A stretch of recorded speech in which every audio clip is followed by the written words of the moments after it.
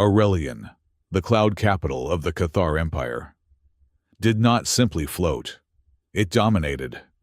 It was a monument of gold and alabaster suspended over the poisonous beauty of a gas giant, a disk of impossible architecture miles wide, tethered in place by gravitational anchors that hummed a note just below the range of human hearing.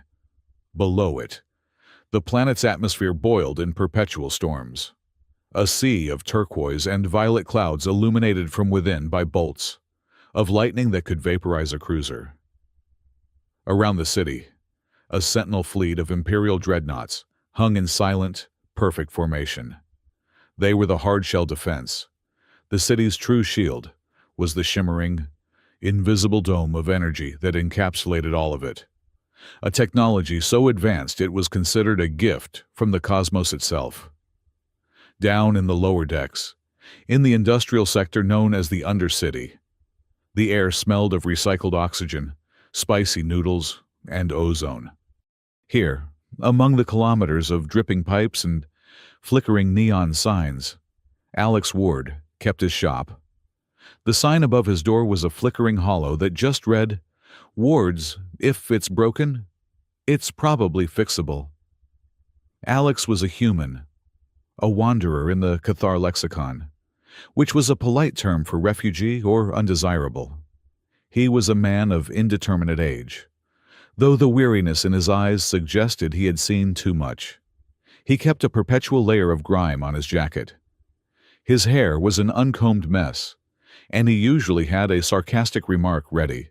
He fixed things. Antique coffee makers for nostalgic Cathar nobles, protein synthesizers for noodle shop owners, and occasionally, discreetly, the personal shield generators for low-level mercenaries. He cultivated an aura of harmless, slightly inept usefulness. It was a good cover. He was currently arguing with a six-limbed Peak-Tharg over the price of a refurbished plasma inverter. 20 credits. You said 20 credits. Human. The Piktharg hissed, his mandibles clicking. I said at least 20, Alex countered, wiping grease from his hands onto an already filthy rag. He leaned back against his workbench, which was a chaotic masterpiece of exposed wires, scattered tools, and half-disassembled gadgets. That was before I found the family of Volt slugs living in the primary conduit. They had children, Pikath. It was tragic. Eviction notices cost extra. Make it 35. This is extortion. This is small business economics. Alex shrugged. Look, you want it or not, I can always put the slugs back in. The Pikatharg was about to hiss another protest when the entire shop vibrated. It was not the familiar, deep hum of the city's engines. This was a jarring physical impact that sent a specialized calibration tool rolling off the bench. It shattered on the floor. Alex stopped, smiling. Damn it, he muttered. That tool was irreplaceable. A siren began to wail, a rising, panicked tone he hadn't heard in years. Red alert lights flashed across the Undercity, painting the grime in strokes of crimson. The Pikik-Tharg scuttled backward, his alien features pale. What is that? That is not a storm drill. Alex was already moving, pushing past the client to his main diagnostic console. He ignored the citywide alerts popping up on the screen fleet movements, unauthorized approach, and instead pulled up the raw data feed from Aurelian's primary energy grid. His fingers flew across the holographic interface. He stared at the cascading lines of data, and the blood drained from his face. The energy frequencies of the main shield were fluctuating, dropping in a rhythmic, cascading pattern. It was a pattern he recognized, a pattern he had not seen in 5 years. He had been here before, 5 years ago. Alex Ward had been no mere repairman. He had been a desperate man, a ghost running from a past he could not bury. And he had found himself in the heart of Aurelian during a quiet, critical systems failure. The Imperial engineers, for all their arrogance, had missed a simple feedback loop in the planet shield's core. A human-made flaw, ironically, left over from the original terraforming tech they had stolen and repurposed. The core had been overloading, threatening to detonate and send Aurelian plunging into the gas giant. Alex, accidentally in the right place at the right time, had fixed it. He had rewritten the algorithm in under 10 minutes, stabilizing the core with a patch of code so elegant that Cathar couldn't even understand it. His reward was a private audience with the newly crowned Empress, Saris Cathera. She had been young, barely out of her teens, with the weight of an empire already settling on her shoulders.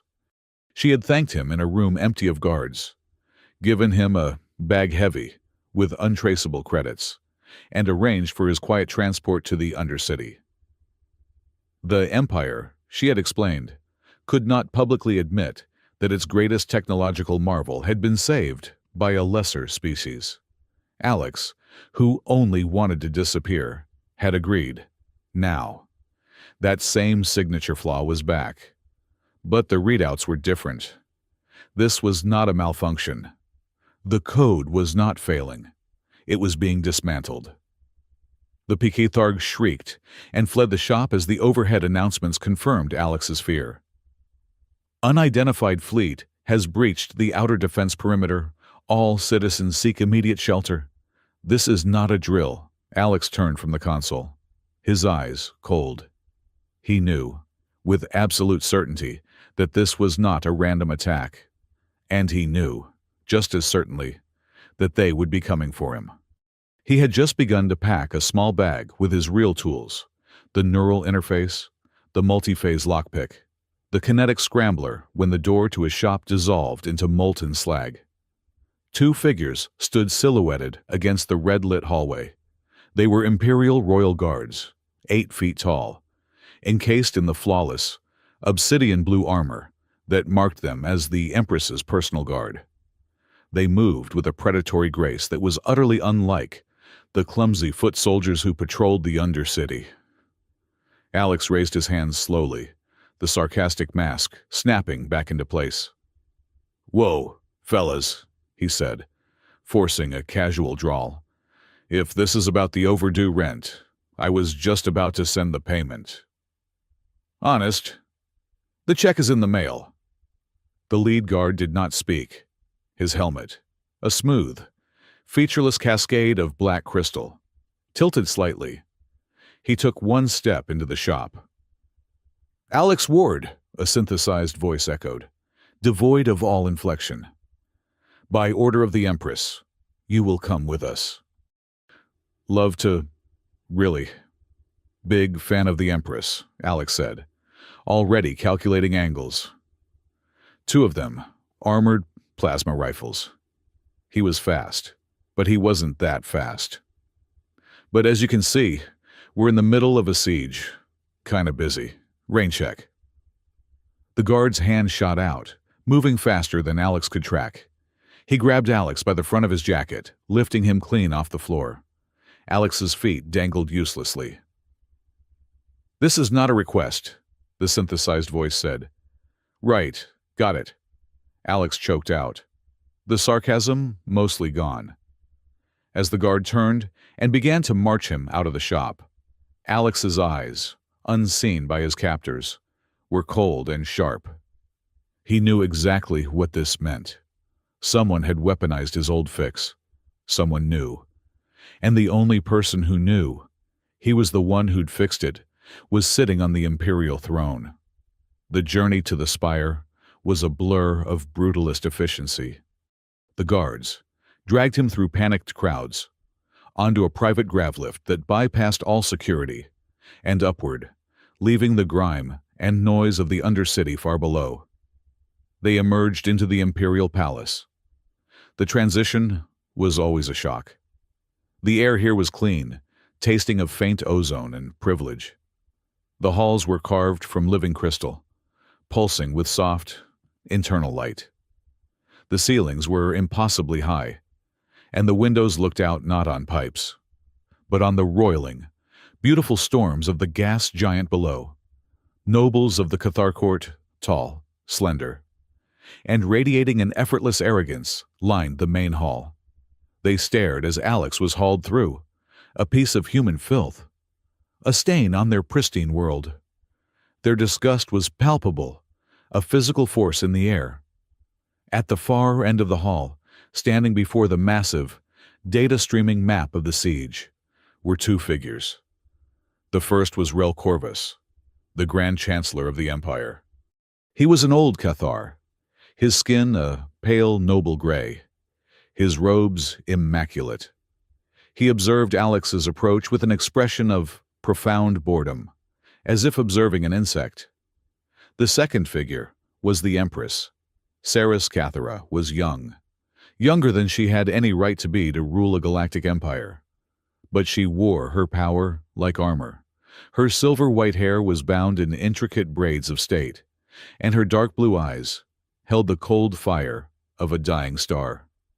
Today, though, that fire was banked. She looked tired, bone-tired. The guards forced Alex to his knees before the dais. "Your Majesty," Alex said, deciding a little groveling might be prudent. "This is a real honor, but your boys were a little rough on the jacket. I'd like to file a formal complaint." Rel Corvus's lip curled. "Silence the human." "No," Saris said. Her voice was quiet, but it cut through the vast hall like a knife. The ambient noise of the court ceased. She stepped down from the dais, her ceremonial robes sweeping the floor. She stopped just before Alex. "Alex Ward," she said, her voice low. "You fixed my world once." "Your Majesty, I think you have mistaken me for a plumber," Alex began, the old lie automatic. "The Planetary Shield Corps," she interrupted, her gaze unwavering. "5 years ago, the cascade failure in the primary stabilizers, a collective, sharp intake of breath hissed through the assembled court. This was a secret, a deep imperial shame." Rel Corvus's eyes widened, his gaze snapping from Saris to Alex with a newfound, venomous interest. "That was an accident," Saris continued. "This is not—" She gestured to the main map. Dozens of red icons representing the enemy fleet surrounded the golden icon of Aurelian. Several sectors of the shield map were flickering, failing. "They are inside our systems. They are using code I have never seen. But it feels familiar to the logs from the incident 5 years ago. They are tearing Aurelian apart from the inside. Piece by piece, I am asking you, Alex Ward, fix my world again." Alex looked from her tired, desperate eyes to the hostile faces of the court. He saw Rel Corvus, who looked at him as if he were a disease. "Your Majesty," Alex said slowly, getting the strange feeling he was standing on a trapdoor. "With all due respect, I am a coffee pot repairman. You have thousands of engineers, warriors. Why me?" "Because they are failing," Saris said. "And because I know you did it before." Alex was about to argue, to demand an impossible fee, to try and squirm his way out of this. But before he could speak, Saris did something that shattered 1,000 years of Cathar tradition. In front of her entire court, her Grand Chancellor, and her royal guard, Empress Saris Cathara, ruler of 100 worlds, knelt. She did not bow. She did not prostrate. She dropped to one knee, a warrior's gesture of fealty, placing her fate in the hands of the human kneeling before her. The silence in the hall was absolute. It was so profound it was a sound in itself.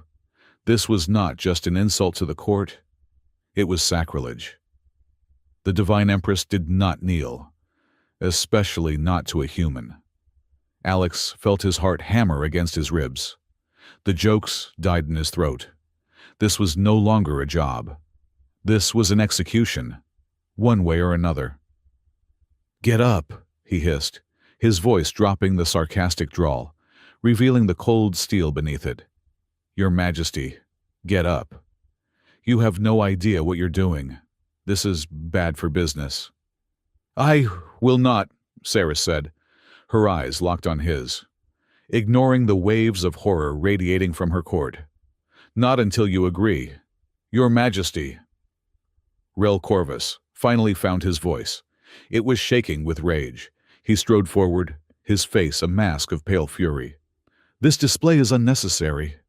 The creature is a servant, nothing more. He will obey." He turned his venomous gaze on Alex. "It will do as it is commanded, or it will be spaced." "He is not a servant," Sarah said, still kneeling. "He is our only chance." "I'm competent," Alex said, his voice flat. He met Rel's gaze. The mask was gone. "But she's right. I'm not a servant. And loyalty. That costs extra. But seeing the look on your face right now, I might consider a discount." Before Rel could order Alex's death, a massive tremor rocked the entire spire. It was not a distant vibration this time. It was a direct impact. A massive crystal chandelier, a ton of priceless art, shattered on the marble floor. A red hologram flared to life above the tactical map. "Warning," an automated voice boomed. "Shield Sector 9 failed. Repeat, Sector 9 failed." On the map, the dark, angular ships of the enemy fleet converged on the new gap. A single, blindingly bright lance of energy shot from the lead vessel. It did not hit the spire. It was aimed lower. The holofeed switched to a live view from the Undercity. The beam struck Residential Tower 47. There was no explosion, just a silent cry of collapsing physics. The tower, home to 500,000 souls, humans and aliens, just dissolved. It vaporized, along with the 4 blocks surrounding it. The shockwave of the displaced atmosphere shattered every window for a mile. The feed is cut to static. The siege was over. The invasion had begun. Alex's hands clenched into fists. He had seen that before. That was not a plasma weapon. That was a contained antimatter lance. War crime level technology. Saris rose to her feet. The tiredness was gone, replaced by a cold, terrifying fury. "Grand Chancellor," she snapped, "secure the spire. Get our fleets to intercept you up. I want those ships burned from my sky." "Majesty," Rel sputtered, still reeling from the shield failure. "The human, he must be contained. He is a security risk." "The human is with me," Saris commanded. She turned to Alex, her face a pale, determined mask. She held out a small, crystal data cylinder. It pulsed with a deep, internal light. "This is my personal authority. It will grant you access to everything. The deep core, the command protocols, the systems that even I am forbidden from touching." Alex looked at the cylinder, then at her. "You're giving me the keys to the kingdom, to the weapon that's currently being turned against you. You know what you're asking." "I do." "If I get this wrong," Alex said, taking the cylinder. It was warm to the touch. "If I make one mistake, or if I am the saboteur everyone in this city, from you to the guy who sells noodles on Deck 5, everyone falls into the storm." "I know," Sarah said. Her voice did not waver. 5 years ago, you saved Aurelian. You fixed my world, but it is broken again, in a much deeper way." She stepped closer, her voice dropping so only he could hear it. "You fixed my world. Alex Ward, now you must fix me." The Aurelian core was not a room. It was a cathedral. They descended in a silent, pressurized grav lift, leaving the pristine crystal spires of the palace far above. Alex was flanked by the 2 obsidian-armored royal guards, and followed by a trio of trembling Cathar core engineers, the highest-ranking technicians in the Empire. Their pale gray skin had taken on a sickly, greenish tint. The lift doors opened onto a vast, spherical chamber. Alex's feet met a suspended walkway of translucent crystal. Below, and all around them, was the Heart Forge. It contained a star, a sphere of swirling, molten gold energy, impossibly bright, held in a magnetic cradle that sang a deep, vibrating bass note that Alex felt in his teeth. Floating around this miniature sun were hundreds of massive, slate-gray plates, the shield emitters. They danced in a slow, precise, and utterly complex orbit, weaving and tiling to form the invisible, city-wide barrier. This was the place fewer than 10 living Cathar had ever been allowed to see. The engineers stepped out with ritualistic reverence. Alex Ward came out sniffing the air. "Smells like a burned-out transformer," he said. "And someone's been using a non-standard coolant. You'll get crystallization in the tertiary pipes."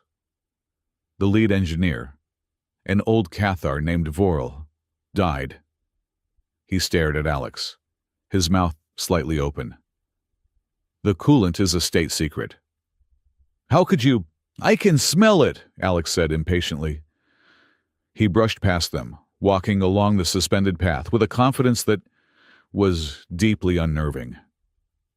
He didn't look at the star. He looked at the conduits. He walked like he owned the place. Because, in a way, he did. "The resonance is off," Alex muttered, more to himself than to them. He leaned over the railing, staring into the blinding maelstrom. "The shield plates are hesitant. The timing is off by 3 picoseconds." "Impossible!" Vorl snapped. His professional pride stung. "Our instruments show full sync." "Your instruments are looking for a break," said Alex. He held up the crystal data cylinder Saris had given him. "I'm looking for a lie." He slotted the cylinder into a terminal at the edge of the abyss. The holographic interface that sprang to life was not the simple display from his shop. This was a flowing river of pure, golden data, the raw language of the core itself. The engineers stayed back, as if afraid the terminal would bite. Alex's fingers didn't just type. They danced. They conducted. He plunged his hands into the holographic code, pulling streams apart, twisting them, holding them up to the light of the core. The engineers watched in horrified awe. The human was not reading the core's language. He was speaking it. "There," Alex said, his voice hardening. He isolated a single elegant algorithm. "Sector 9, the failure point." "It looks perfect," a younger engineer whispered. "It is," Alex said. "It's a perfect instruction to fail. It's not broken. It's a logic bomb." He traced the code's origin. It was buried deep, masked by layers of false protocols. It was designed not to trigger a system-wide alarm, but to look like a simple, cascading overload exactly like the one he had fixed 5 years ago. "This is sabotage," Alex said flatly. "A traitor," Vorl breathed, his face paling further. "It must be. But who to write code that mimics the ancient flaw? It would take a master, someone with knowledge almost equal to the first builders. Or equal to me," Alex thought, his stomach tightening. Someone had taken his patch, his brilliant, elegant, human solution, and had turned it inside out. They had weaponized his own signature, his private communicator, an old-fashioned audio-only device he'd built himself and shielded from all Imperial scanners, buzzed in his pocket. He turned his back on the engineers, feigning a cough. "1 second, fellas," he said, activating the link. "Gotta check my messages. Might be a sale on coffee." "If you're looking for coffee, you're in the wrong part of the galaxy. Sunshine." A woman's cheerful voice crackled in his ear. "How's the view from the penthouse?" "Tamsin. The timing is terrible, as usual," Alex whispered, his voice tight. "Hey, I'm the one who's trapped." Tamsin Gray replied. She was broadcasting from the cargo bay of her impounded freighter, the Stray Dog, currently locked down in the Undercity's main docking bay. Tamsin was the only person alive Alex considered a friend. A smuggler with a heart of, well, not gold, maybe silver plate. She was cheerful, dangerously competent, and the only other human in this city who knew a fraction of his past. The whole city's on lockdown, Alex. They're shooting people in the streets. This is not the quiet get in, get out supply run you promised me. Plans change, Alex said, watching the engineers argue over his findings. What do you have? Other than a sudden desire to be on a different planet, Tamsin's voice lost its humor. I have the info you wanted. That side deal I was setting up, the one with the surplus Imperial weapon parts, it's bigger than I expected. The buyer was routing the payment through a military-grade shell corporation. I cracked it. It's not just parts, Alex. It's a full-on arms deal. They're selling patrol routes, shield frequencies, and the buyer. It's linked to a name you and I both know. Alex felt a jolt of ice in his veins. Who? Hyperion Dynamics, Tamsin said. Alex closed his eyes. Hyperion, the private military corporation. The ones who had supplied the weapons were the ones who had funded the attack. The ones who had burned his world to ash. And, Tamsin continued, the seller's account, it's not some low-level quartermaster. Permission goes back to Cathar High Command. Really high, Alex. Like steeple high. Rel Corvus, Alex breathed. I didn't say it. But yeah, it looks like your Grand Chancellor is selling his own city to the highest bidder, and the bidder is the same monster we've been hunting. Stay on your ship, Tamsin, Alex said. His voice a low command. Lock it down. Trust no one. Especially not the local authorities. Way ahead of you, Sunshine. Just try not to get yourself killed. You still owe me for that last run. The line clicked off. Alex turned back to the core, his mind racing. This was not just a siege. It was a hostile takeover, orchestrated from the inside by Rel and funded by the very people Alex had sworn to destroy. He was interrupted by one of the Obsidian guards. The Empress summons you, the synthesized voice boomed. The Council of Nobles is in session. Great, Alex muttered, pushing away from the console. Politics, my favorite. The Council of Nobles was a chamber designed to intimidate. It was a vast amphitheater of black marble, where the 200 most powerful Cathar in the Empire sat in tiered rows, looking down on a single, isolated podium. Ceres sat on a throne of pale crystal, elevated above them all. But today she looked small. Rel Corvus was on his feet, his voice rolling across the chamber. He was not shouting. He was reasoning, his tone full of regretful duty. A human, he was saying, a species known for its volatility, its base cunning. Aloud into the sacred core. Your Majesty, this is not just a breach of protocol. It is a profanity. The ancestors weep. A murmur of agreement rose through the nobles. The human found the sabotage.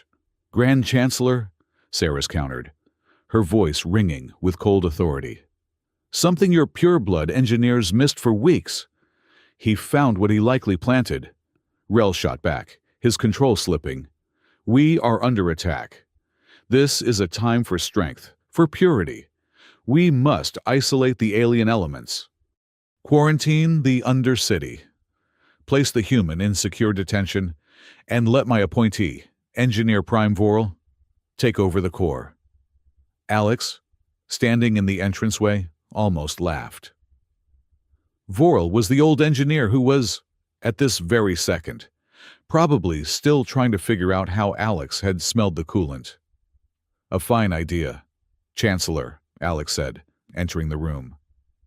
The 200 nobles turned as one, their faces a collective mask of aristocratic disgust. "Silence! Human!" Rel roared. "Alex Ward," Saris said, cutting him. "Report." "He's right, Your Majesty," Alex said, strolling down the central aisle, ignoring the glares. "I am a security risk. I'm also the only one in this city who knows how to read the code that's killing you. The sabotage is deep, it's elegant, and it's tied directly to the attack fleet. They're working together." "Lies," a noble shouted. "He covers for his own kind." "My kind," Alex said, stopping at the podium. Alex said, "My kind are currently being vaporized in your slums. Your lordship. The ones you left undefended." Before Rel could respond, a piercing alarm blared through the chamber. A new hologram. This one, a technical schematic of an orbital defense platform, flared to life above Saris. It was flashing bright red. "What is this?" Saris demanded. An aide rushed in. "Majesty, it's the orbital platform Epsilon. The one protecting the Spire's upper quadrant, it's overloading. The enemy fleet is concentrating fire on it, and the internal reactor is going critical." Rel Corvus smiled. "A perfect example. Our systems are failing under this human's care. Vorel, get your engineers to fix it." The old engineer, Vorel, appeared on a secondary screen, his face slick with sweat. "Majesty, we cannot. The overload is creating a feedback loop. We cannot stop it. It will detonate in 3 minutes." Panic rippled through the chamber. Epsilon platform exploding would rip a hole in the upper shields, leaving the palace itself exposed. "This is what your trust has wrought," Empress, Rel thundered. "A pure-blood engineer would have anticipated this." "No, he wouldn't have," Alex said, his voice bored. He walked to the main console, pushing the frantic Cathar aide aside. "Because he'd be looking at the reactor. The problem isn't the reactor, you morons. It's the targeting array." He dipped his hands into holographic controls. "The enemy is feeding energy into your array, and your system is trying to fire it back. But the saboteur's logic bomb is blocking the discharge port. It's a pressure cooker. You're trying to put out a grease fire with water." "That's impossible," Vorel stammered from the screen. "Watch me," Alex said. He didn't try to close the reactor. He didn't try to fix the logic bomb. He bypassed it. His fingers flew, rerouting petawatts of energy. "I need an open port. Now, give me auxiliary sanitation." "What?" the aide squeaked. "The sewage ejection port. You idiot. Give it to me." The aide, terrified, ceded control. Alex smiled, a thin, feral grin. "Okay, Epsilon," he whispered. "Let's take out the trash." He rerouted the entire reactor overload, a blast capable of cracking a moon through the platform's waste disposal system. In the vast, hollow display of the space battle, the nobles watched as orbital platform Epsilon, under heavy fire, suddenly vented a blindingly white spear of pure energy from its underside. The beam was not aimed at the enemy fleet. It was aimed at nothing. It was a raw, uncontrolled dump of power. But the red warnings on the schematic vanished. The reactor warnings faded. The platform was stable.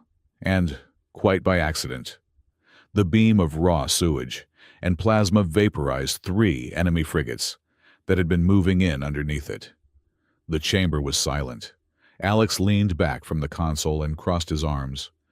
He looked at the 200 stunned, priceless faces of the Cathar nobility. "There," Alex said, his voice dripping with mock casualness. "A human just saved your fancy palace and your orbital cannon using a toilet pipe, while you were all arguing about purity. Any other questions?" The moment of humanity, fuck yeah, hung in the air, thick and undeniable. Saris hid a small, sharp smile. Rel Corvus's face was a shade of purple. Alex found deeply satisfying. "Get back to the core," Saris ordered him, her voice all business. "Find me a traitor." As Alex turned to leave, he felt her eyes on him. She was no longer just suspicious. She was intrigued. He spent the next 10 hours in the core, diving deeper into the saboteur's code than he had ever gone before. The enemy fleet outside was relentless, changing tactics. They stopped the brute force attacks and began using small, high-energy pulses, probing the shield at different frequencies, testing for harmonic weaknesses. It was a systematic, intelligent, and deeply familiar pattern. "Ryland's pattern breach," Alex whispered, his blood running cold. It was a deep space warfare doctrine, developed by the Terran colonial fleet. Humans designed it for use against vastly superior alien technology. This was not just a Cathar betrayal. Hyperion was here. They were running the attack, using human tactics. And Rel was just the key to opening the door. And then he found it, buried beneath a dozen layers of the saboteur's malware. He found a line of code that did not belong. It was not Cathar. It was not the new malware. It was old. It was his. It was the back door. 5 years ago.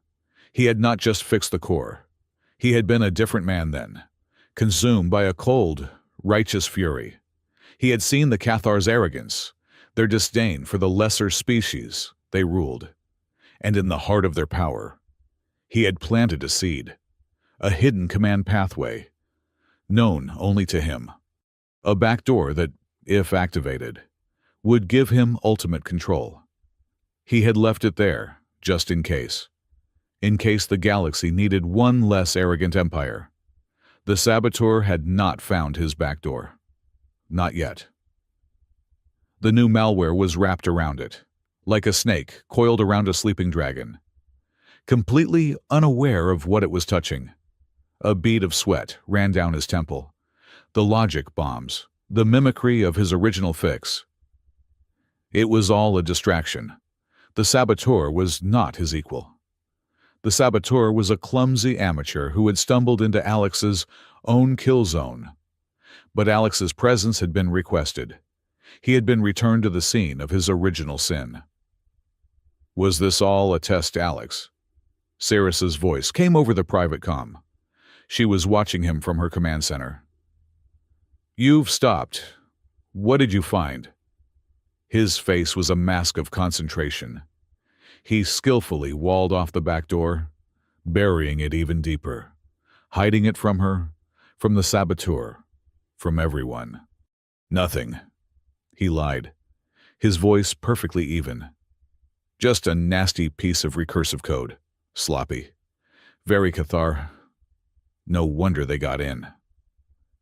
"I'm clearing it now." He felt a pang of guilt. She had trusted him.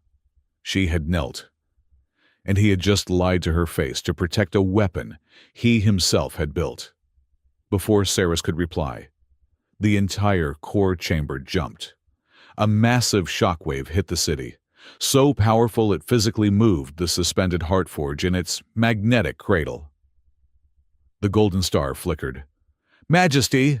Alex yelled into the comm. "What was that? That was a ground-level hit." Her voice came back, strained, broken. "They've breached the lower atmospheric shields. The ones I diverted power from to protect the spire." "Where did it hit?" Alex demanded, his heart pounding. A new report flashed on his console. A damage report. Sector Human Residential, District 22.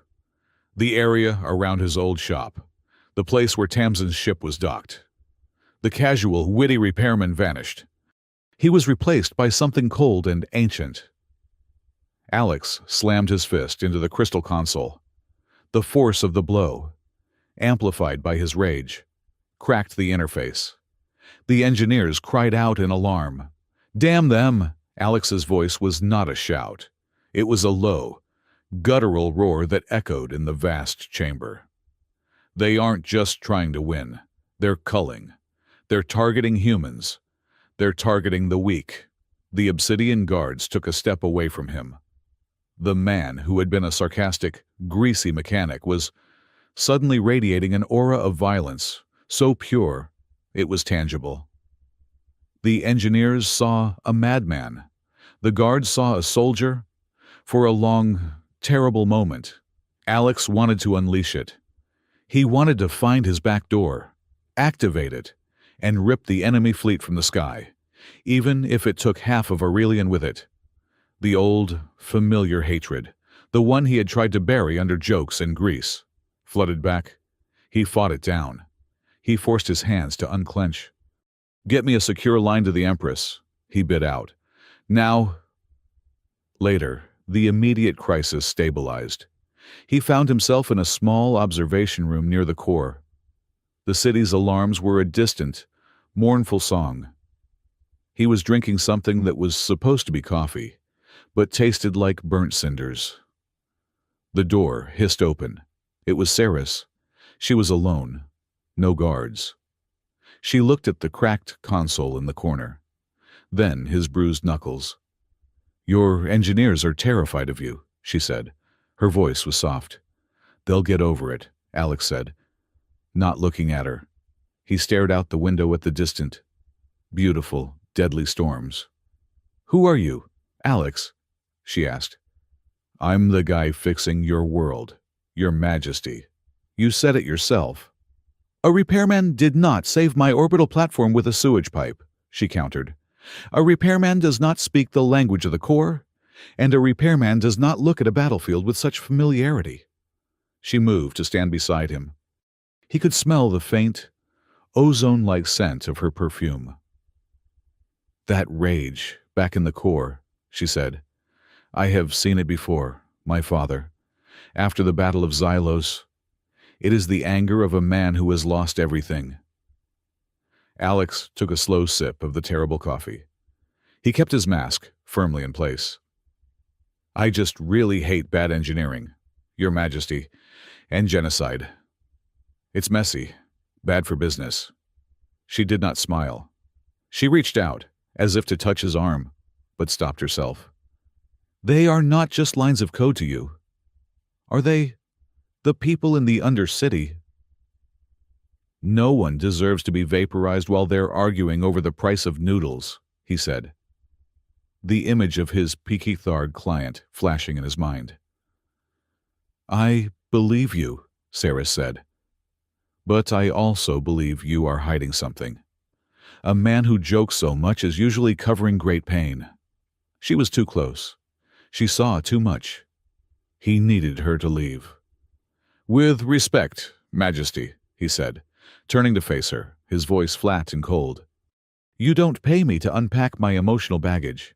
You pay me to keep this city from falling into the clouds. Let me get back to work."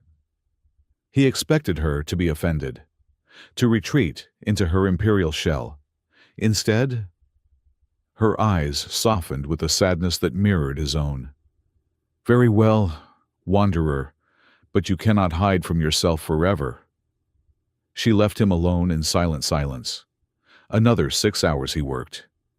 He pushed Tamsin, Hyperion, and Ceres's perceptive gaze from his mind. He focused on the enemy, the betrayal. If Rel was the seller, who was the buyer inside? Who was the military commander coordinating the shield drops with the enemy fleet? He followed the data trail. The saboteur's code was clumsy, but the timing was perfect. The logic bombs detonated at the exact moment the enemy fleet probed those sectors. That required a constant, real-time data link. He searched for it.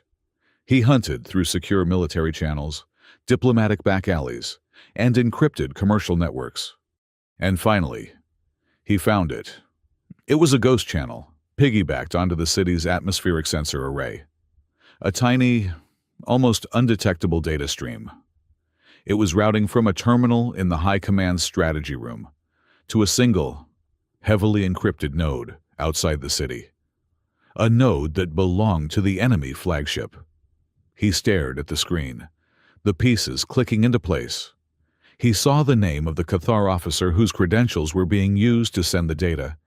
It was not Rel.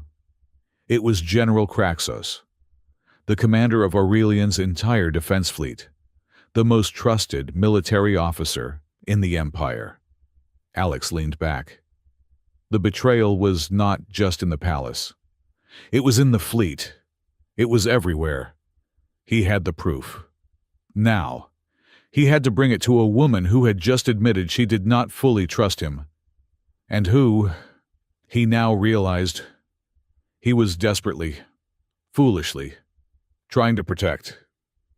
Alex did not report his findings on General Kraxos. Not yet. He needed to see. He needed to talk to Tamsin. The data trail was cold, abstract. The image of Residential Tower 47 dissolving was not. He left the core, flashing Ceres's crystal cylinder at the stunned engineers and the Obsidian guards. The authority it carried was absolute. He strode to the main Spire transport hub, a place of silent, efficient travel for the nobility. He ignored the levitating platforms and keyed his command into the main dispatch terminal. Undercity, Docking Bay 9. Now, he ordered. The Cathar attendant gaped. Sir, that sector is a Level 5 disaster zone. It is quarantined. I am core priority, Alex said, his voice flat, daring the attendant to argue. I am investigating a system-wide failure that originated in that sector. Get me a transport. The attendant, his face pale, complied. The grav shuttle descended, leaving the clean, ozone-scented air of the Spire behind. It plunged into the smoke. The Undercity was unrecognizable. The red emergency lighting was still flashing, painting the dense smog in apocalyptic strokes. The air was thick with the smell of pulverized metal, vaporized organics, and the sharp, chemical stench of the antimatter residue. His transport landed on a buckled platform near Bay 9. Rel's peacekeeper troops were already there, forming a hard perimeter, their silver and black armor a stark contrast to the imperial blue. They were not rescuing, they were contained. Alex stepped out. The crystal cylinder held high. The peacekeeper captain moved to block him, then saw the Empress's personal seal. He hesitated, his face a mask of conflict. Core business, Alex snapped. My orders are to inspect the integrity of the docking bay's energy grid. Do not interfere. The captain reluctantly stepped aside.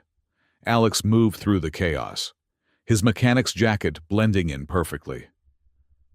The stray dog was where Tamsin had left it, but the blast wave had been close. The ship's landing gear was crumpled on one side, and the port hull was scorched black. He found Tamsin in the cockpit, a plasma welder in one hand, and a bottle of something potent in the other. She was humming a bleak, off-key tune. You look terrible, she said without turning.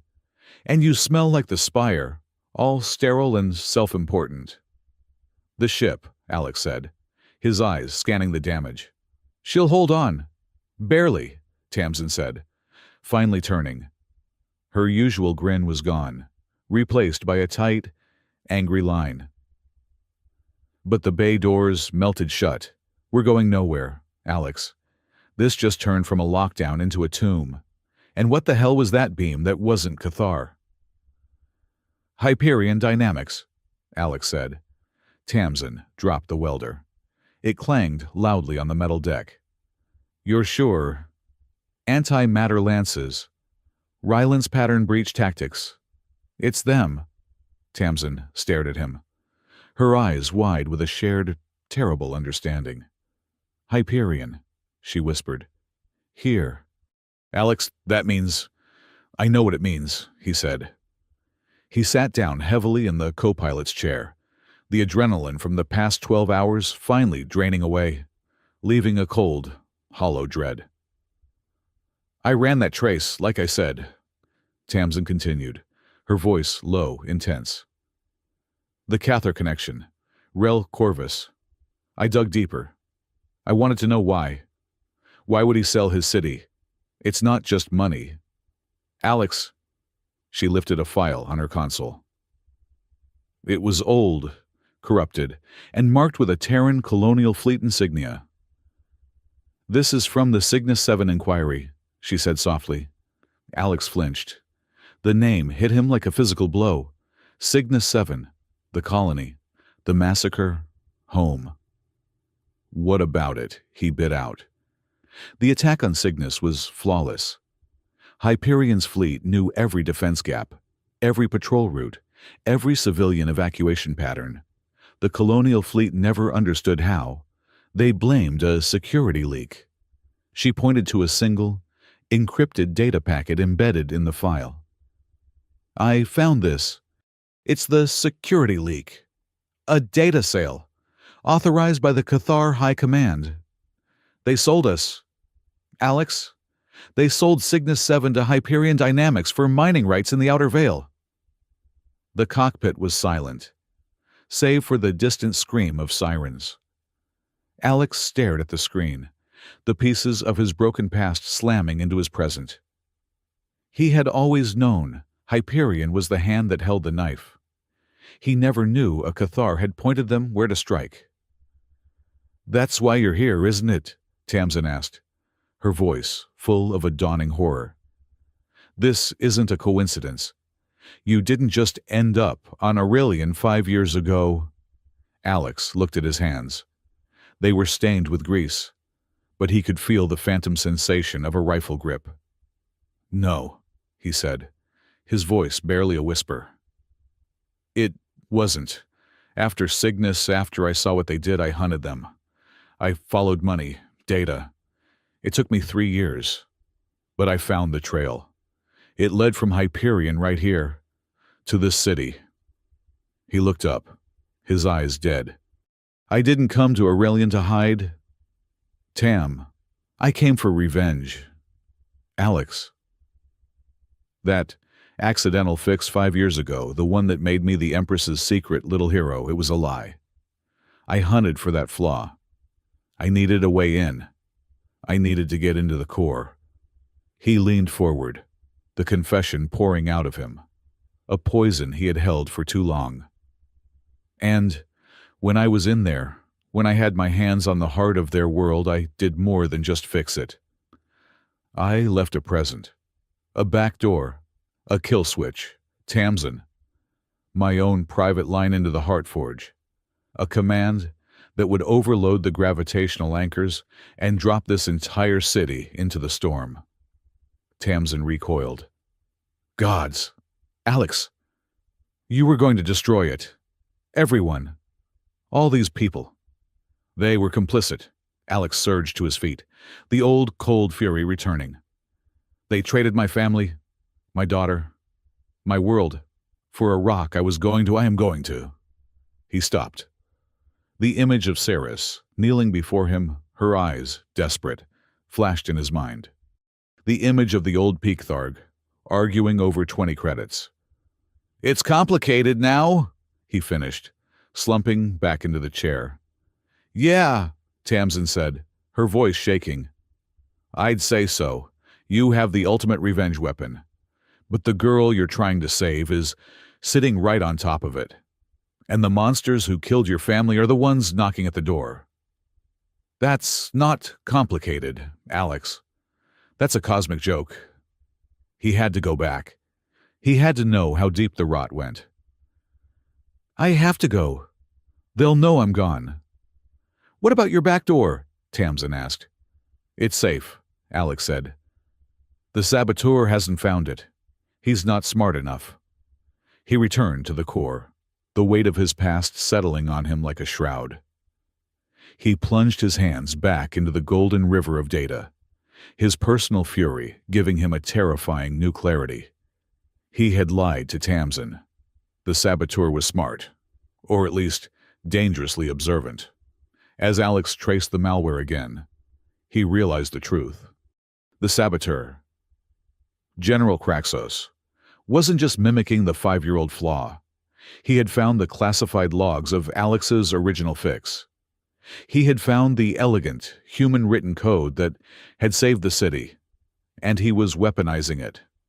Kraxos was using Alex's own complex algorithms, twisting them, turning his life-saving patches into time bombs.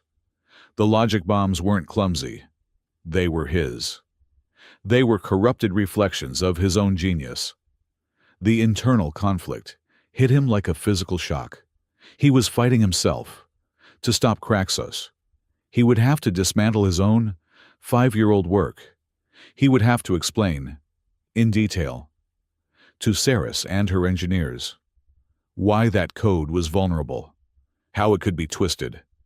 He would have to admit that he, a human mechanic, had rewritten the heart of their empire. If he confessed, Ceres would know the depth of his connection to the core. She would know he had been inside her systems in a way no one ever had. She would know he had the power to do exactly what Kraxos was doing. And worse, she would never trust him. Rel would have him executed. If he stayed silent, he was letting Kraxos continue to use his own work to tear the city apart. He was trapped. He had to fight the saboteur with one hand, while using the other to hide the fact that they were both using the same playbook. While Alex wrestled with his code, Ceres wrestled with her conscience. The reports from Undercity were horrific. Rel Corvus had assured her the peacekeepers were maintaining order. The refugee reports flooding her private terminal told a different story: mass arrests, summary executions, and brutal suppression, all aimed at the non-Cathar populations. She made a decision. Commander Iriath, she told the woman standing by her side. Commander Iriath was the new head of her personal guard, appointed after the previous captain had been implicated in the Spire's security failures. Iriath was a tall Cathar female, her face marked by a ritual scar that signified her absolute, unbreakable loyalty to the Empress. She was a traditionalist, but she was not a zealot. She valued honor above purity. And she did not trust Alex Ward. Majesty. Ready, my transport. A civilian shuttle. No markings. You and I are going to Undercity. Iriath's eyes widened. Majesty, that is suicide. The Chancellor has forbidden. The Chancellor does not command me. Iriath. And I will not be a queen who hides in a crystal tower while her people burn. The ruins of Sector 22 were worse than the hollow feeds. Ceres walked through the streets, her face veiled, Iriath at her side, her hand never leaving her plasma pistol. The smell of death was overwhelming.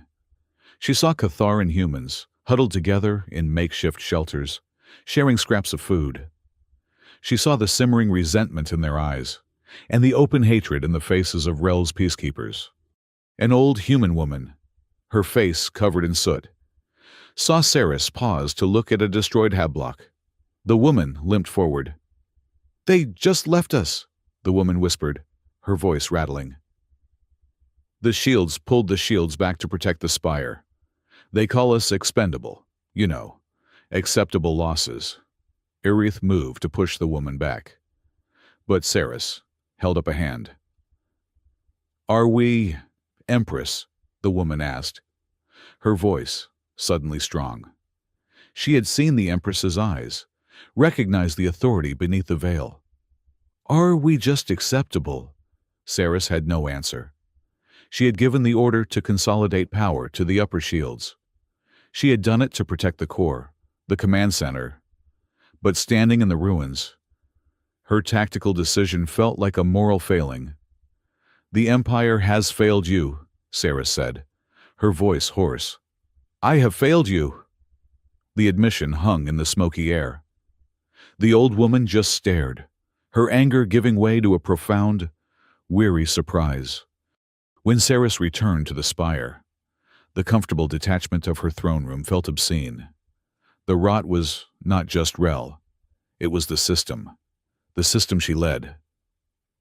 She summoned Alex to the main tactical room.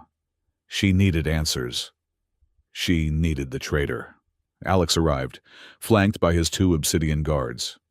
Rel Corvus was already there, with Iriath. The Grand Chancellor was pacing, his face livid.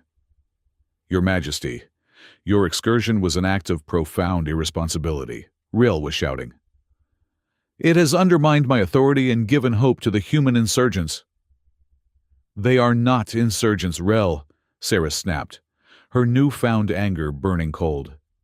"They are citizens, and you are treating them like animals." "They are infected. He is the proof." Rel pointed a trembling finger at Alex. "His presence has brought this doom upon us." Alex ignored him. "Your Majesty, I have traced the internal sabotage, the data link between the enemy fleet and our city. It's coming from High Command." He was about to say Kraxos's name. He was about to expose the entire plot, and then it happened. The 2 obsidian guards, flanking Alex, the 8-foot-tall symbols of Imperial loyalty, moved as one. They were not aiming at Alex. They snapped their plasma rifles up and aimed them directly at Empress Saris. Commander Iriath was a blur. "Majesty, down!" she roared, tackling Saris, shoving her off the dais and behind the crystal throne. But Alex was faster. The sarcastic mechanic evaporated. In his place was a creature of pure, lethal instinct. In the split second, the guards were acquiring their target.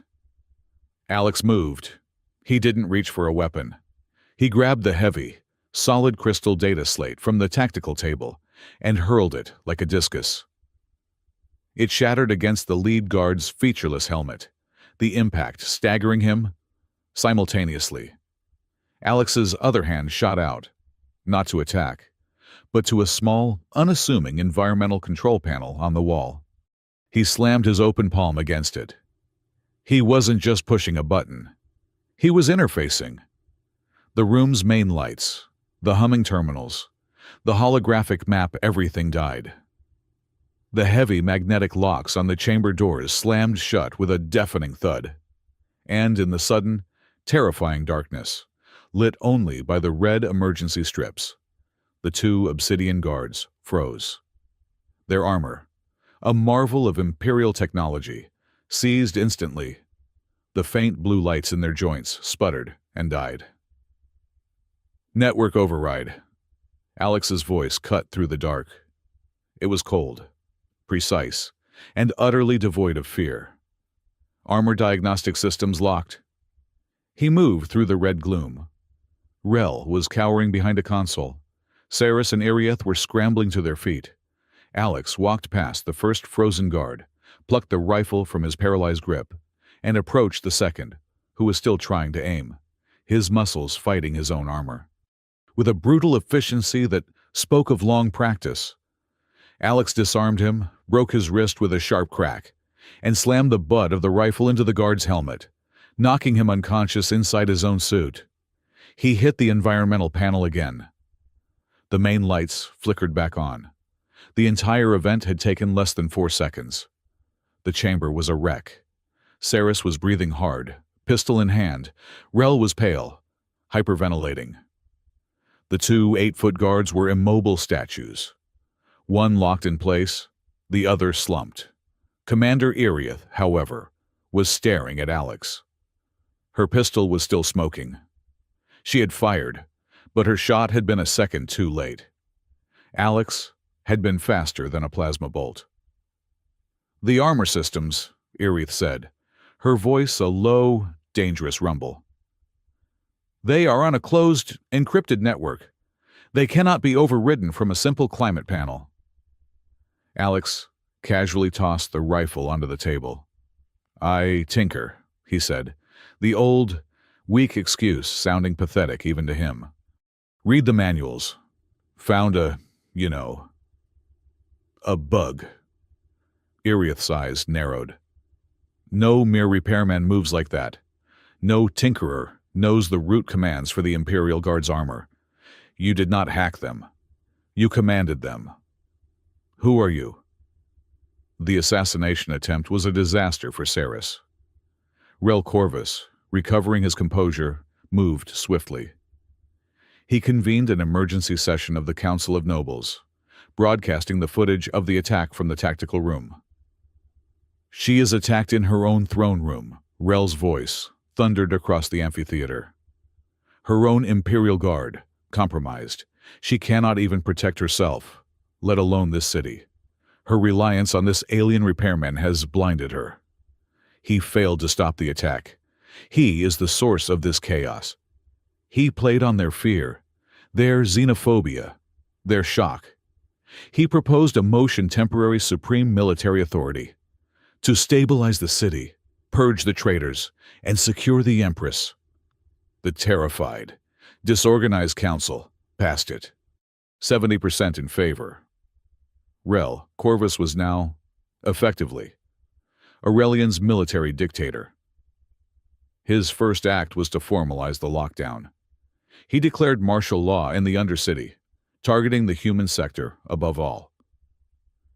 "A security measure," he announced, "to root out the alien terrorists responsible for the attempt on the Empress's life." It was a purge.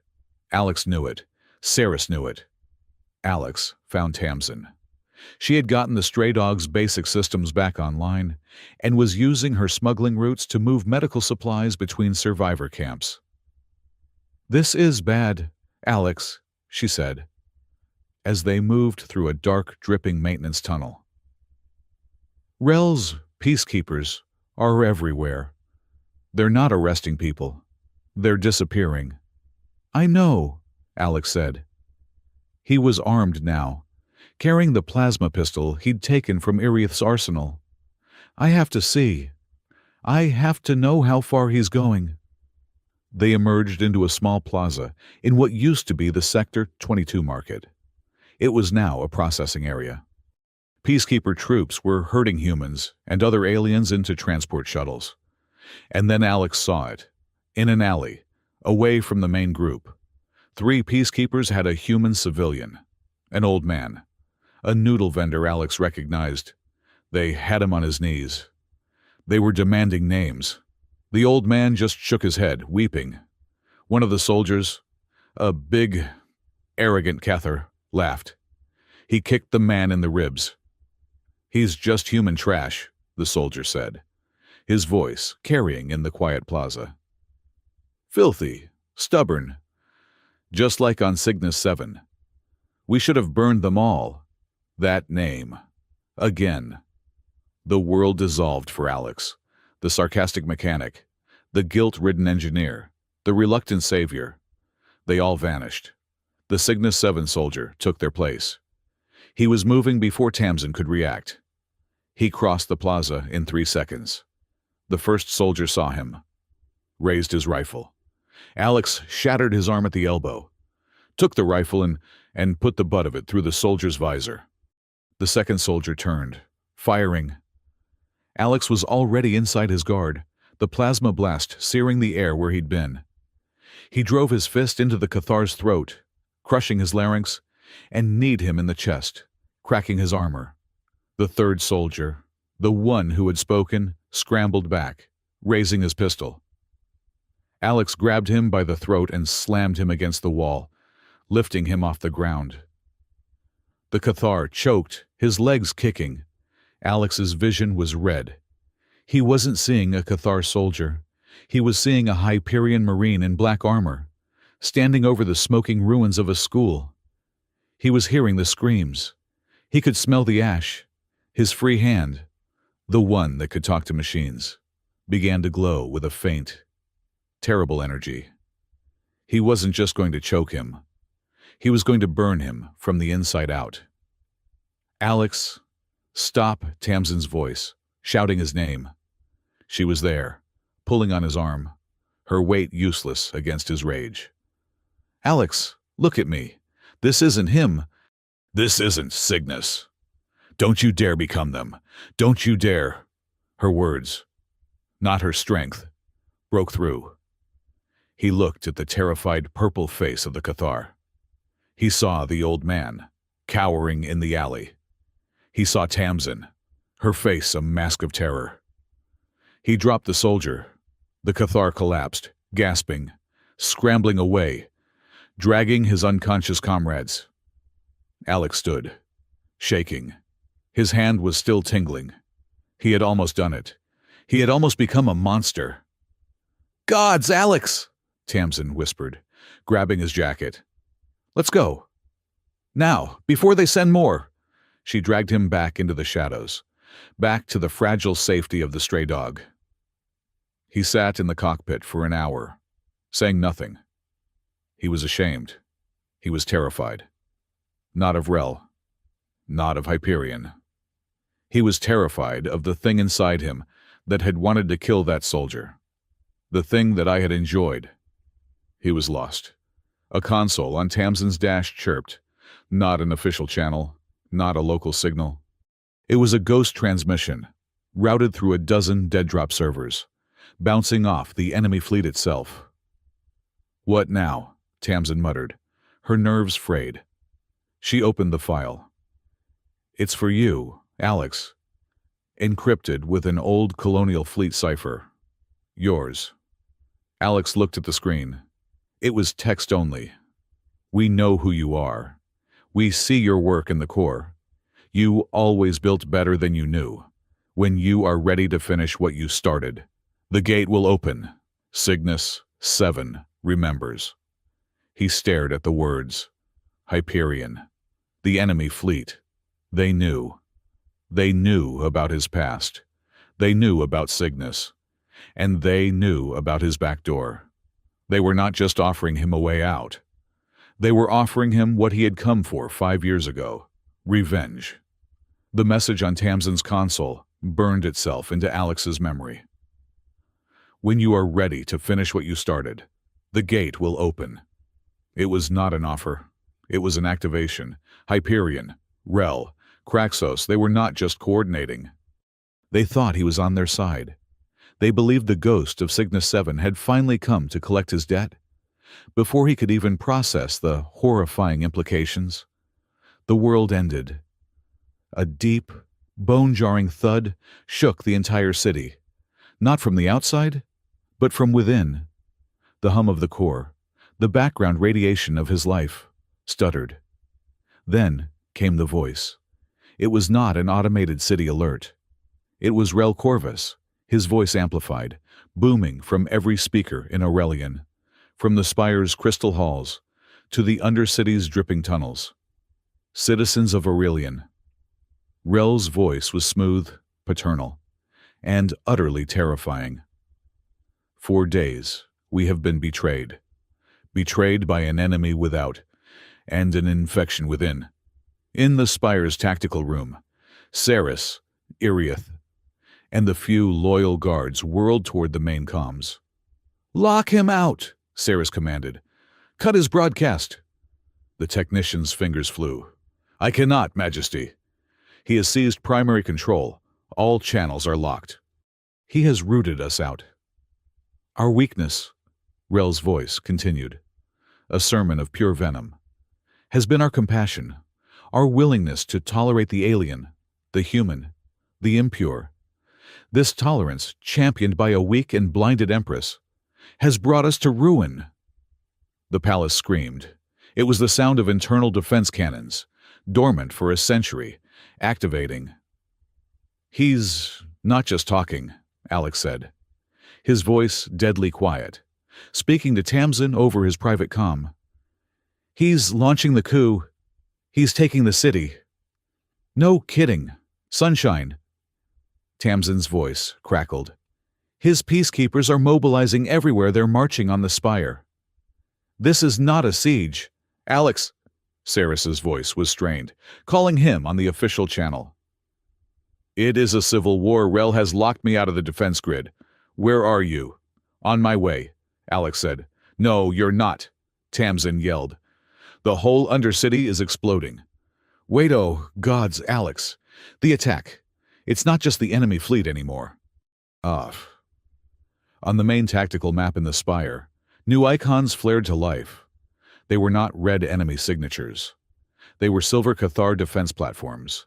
And they were turning. aiming not outward, but inward. "He's coordinating with them," Saris whispered, horrified. The city was struck from both sides at once. The enemy fleet hammered the weakened shields from orbit, while Rels captured cannons, under the command of General Kraxos, began a systematic, brutal purge of the lower decks. Sectors loyal to Ceres, districts with high alien populations, they were targeted and vaporized. The city was being torn apart, the population thrown into a blind panic. "I have sealed the spire," Rel's voice concluded. "The Empress is under my protection, removed from command until the human infection can be purged. Order will be restored. Purity will be restored." "He's lying," Irith growled, drawing her plasma pistol. "He is not protecting us. He is caging us." The heavy crystal doors to the tactical room hissed shut, the magnetic locks slamming home with terminal finality. A moment later, heavy, metallic booms echoed from the hallway. Rel's peacekeepers were trying to burn their way in. "Well," Alex's voice said, cutting through the panic of the tactical room as he finally established a solid link. "The service in this hotel is officially terrible. 1 star, maybe 2. The decor is nice, but the staff is actively trying to kill you." "Alex!" Saris snapped. "Where is Tamsin?" "Stuck in docking bay 9. Same as you're stuck in the throne room," Alex replied. "I need to get to you. You need to get to me. And we all need to get somewhere that isn't here." "The spire is locked down," Irith said, inspecting the door. "They are cutting through. We have perhaps 5 minutes." "Alex," Saris said, her voice low, desperate. "The core, you can still control it. Right? You can stop this." "No," Alex said. The word was flat. "He's locked me out, too. He's smart. He didn't just seize the palace network. He cut the spire's connection to the Heartforge entirely. I'm blind. I can't do anything from here. And neither can you." "Then we are trapped," Saris said, the realization dawning. "No," Alex said. "We're just taking the scenic route." "Irith." "Saris. Get out of the tactical room, now. There is a service conduit behind the main holo projector. It's for maintenance droids. It will be tight, but it leads to the old ventilation shafts. Go." "How do you know that?" Irith demanded. "Because I'm a repairman," Alex said. "I repair things. I notice pipes. Now move." Irith and Saris ripped the panel away as the doors to the tactical room began to glow red from a cutting torch. They scrambled into the dark, dusty shaft just as the doors exploded inward. They were in the guts of the palace. The air was hot, thick with the smell of burning crystal and ozone. "Tamsin." Alex's voice came over Saris's comm, which he had linked to his private channel.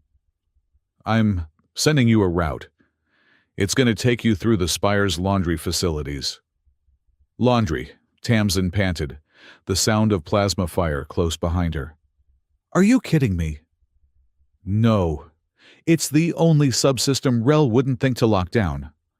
I'm opening the chutes for you. It's going to be a rough ride, but it'll spit you out in the lower concourse. Irith, Saris, you're heading for the same spot. Level 4. Subsection Beta.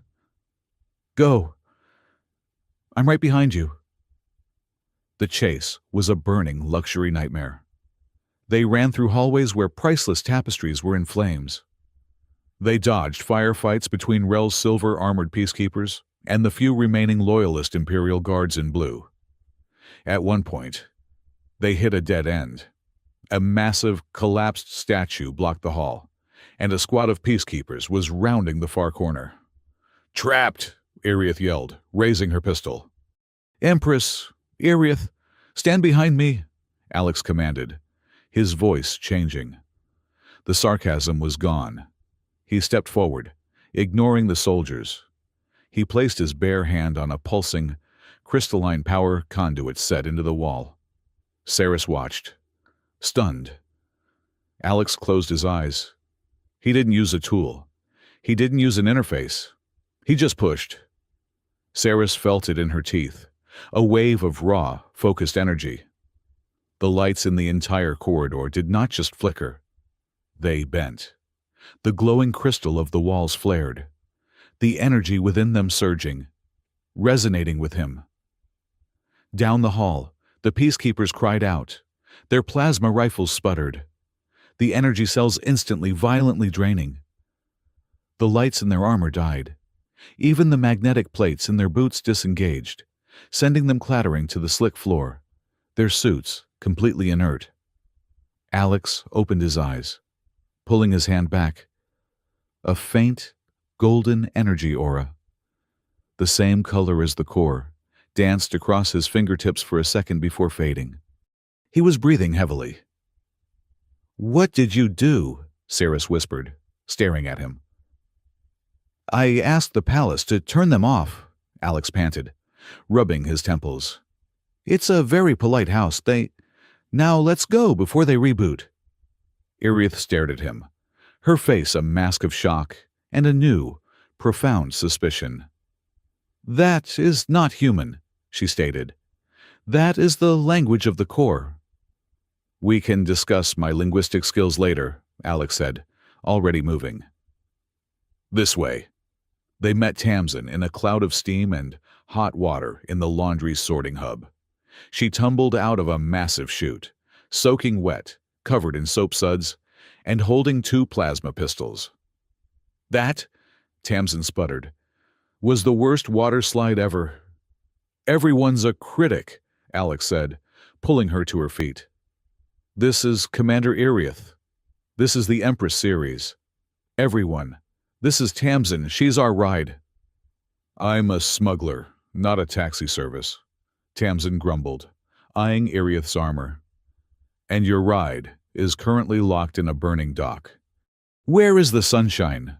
"Down," Alex said. "Rel controls the spire, the military and the comms. He's running the city, but he's not running the slums. Not yet." They fled the spire through a refuse chute, emerging into the choking smog of the Undercity. This was Alex's world. The rules of the spire honor, bloodlines. Purity meant nothing here. The only rule was survival. The human residential sector was a war zone. But it was a resistant war zone. Rel's peacekeepers were trying to establish a perimeter, but the population, a mix of humans, Pika Tharg, and a dozen other lesser species, was fighting back. They were using makeshift barriers, ambushes, and a network of hidden tunnels that Alex himself had helped design. A peacekeeper patrol spotted them. There it's Human and the Empress. An explosion ripped the street apart, cutting them off. A group of humans, their faces covered in soot-stained rags, pulled them into a reinforced basement. "Get in here quick," a man yelled. They tumbled into a crowded, stiflingly hot room. It was filled with humans. Old men, women, children, and a few armed fighters. The air smelled of sweat and fear, but also defiance. The old woman Saris had spoken to earlier was there, bandaging a young man's arm. She looked up, her eyes widening as she recognized Saris, now stripped of her veil and robes, her silver hair matted with grime. A peacekeeper hammered on the reinforced door. "Open up by order of the Chancellor, surrender the fugitives." The humans in the room said nothing. They just formed a silent, human wall in front of Saris and her group. The old woman looked Saris in the eye. "He calls us infection," the woman said, her voice rough. "He calls us weak, but we are still here, and he is not welcome in our home." Saris was speechless. She was the Empress. Her dynasty had oppressed these people for generations. They had been left to die hours ago, and now they were willing to die for her. She looked at the shared, half-empty canteens. She saw a Cathar child, an orphan from a lower-class family, being fed a scrap of protein bar by a human. She saw a Peaky-Tharg and a human, rivals in the market, now standing back-to-back, armed with salvaged plasma rifles. This was a strength Rel Corvus, with all his armies, could never understand. "See?" Alex whispered, leaning against the wall, his voice laced with a bitter, profound pride. "We're not just acceptable losses, Your Majesty. We're stubborn. It's our one redeeming quality." "They are magnificent," Saris whispered back, her eyes shining with tears she refused to let fall.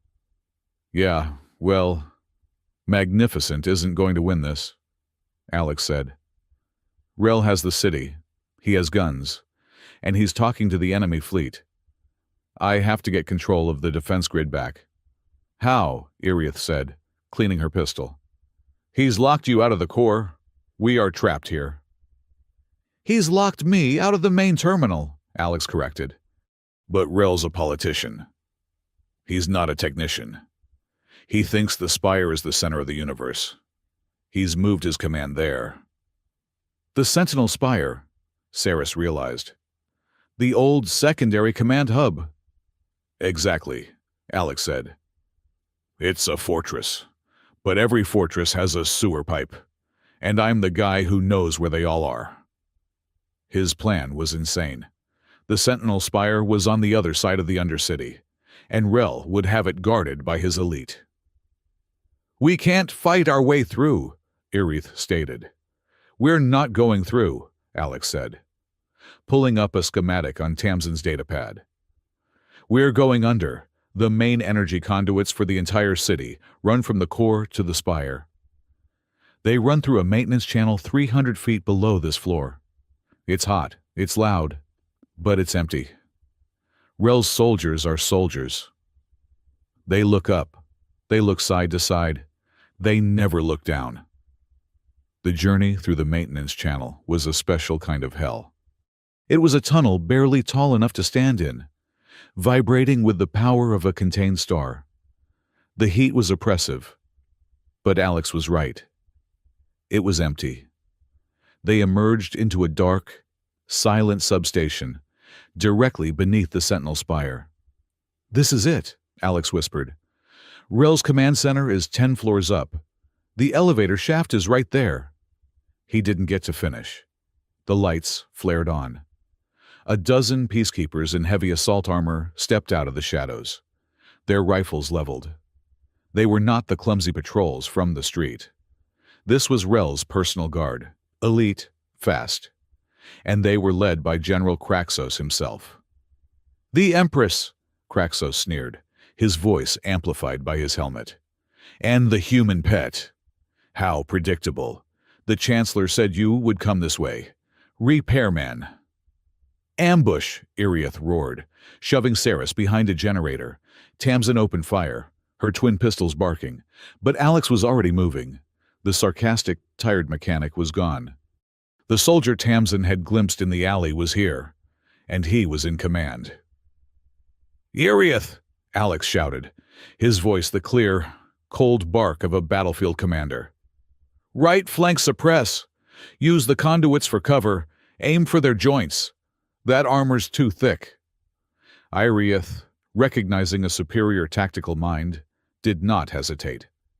She unleashed a precise, powerful stream of plasma fire, forcing the elite guard to scatter. "Tamsin left flashbang on my mark. Cover the crossfire. On it, Sunshine. Empress, stay down, do not move." Alex himself did not take cover. He moved straight down the center. He vaulted over a console, his borrowed pistol firing 3 precise shots that took out the 3 soldiers Kraxos had held in reserve. He moved with an inhuman, fluid grace, a man who had spent a lifetime in firefights. He was not just a survivor. He was a predator. Kraxos, enraged, charged him, activating the energy blade on his gauntlet. Alex didn't try to dodge. He dropped his pistol, grabbed a loose, heavy-gauge power cable from the floor, and interfaced. He slammed the live cable into Kraxos's chest plate.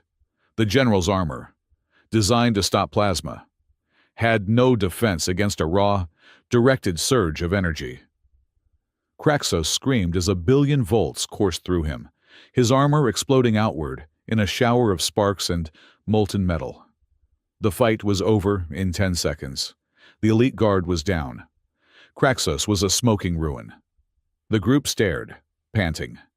Tamsin looked at Alex, her eyes wide. "Okay, so you're not a mechanic at all." "I told you," Alex said, retrieving his pistol. "I tinker." They took the elevator, ascending to the command center. "He knew we were coming," Sarah said, reloading her pistol. Rel knew. This was all a trap. "He's not a technician," Alex said, his face grim. "But he's not stupid. He's a zealot." The elevator doors opened. The Sentinel Spire Command Center was a smaller version of the main tactical room. And Rel Corvus was standing in the middle of it, waiting for them. He was not wearing armor. He was in his immaculate Chancellor's robes. He was flanked by 2 of his personal guards, but they did not raise their weapons. He was smiling. "Your Majesty," Rel said, bowing slightly. "And the ghost of Cygnus 7, welcome. I must confess, I expected you sooner."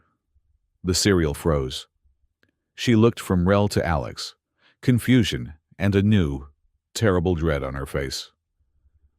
"What did he call you?" "He's stalling," Alex said, raising his pistol. "It's over, Rel." "Over?" Rel chuckled.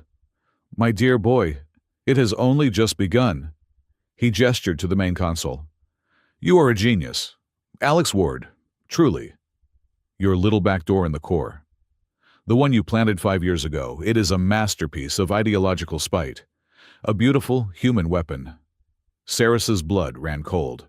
She looked at Alex, her face ashen. "Alex, what is he talking about?" "A back door. He came here to destroy us."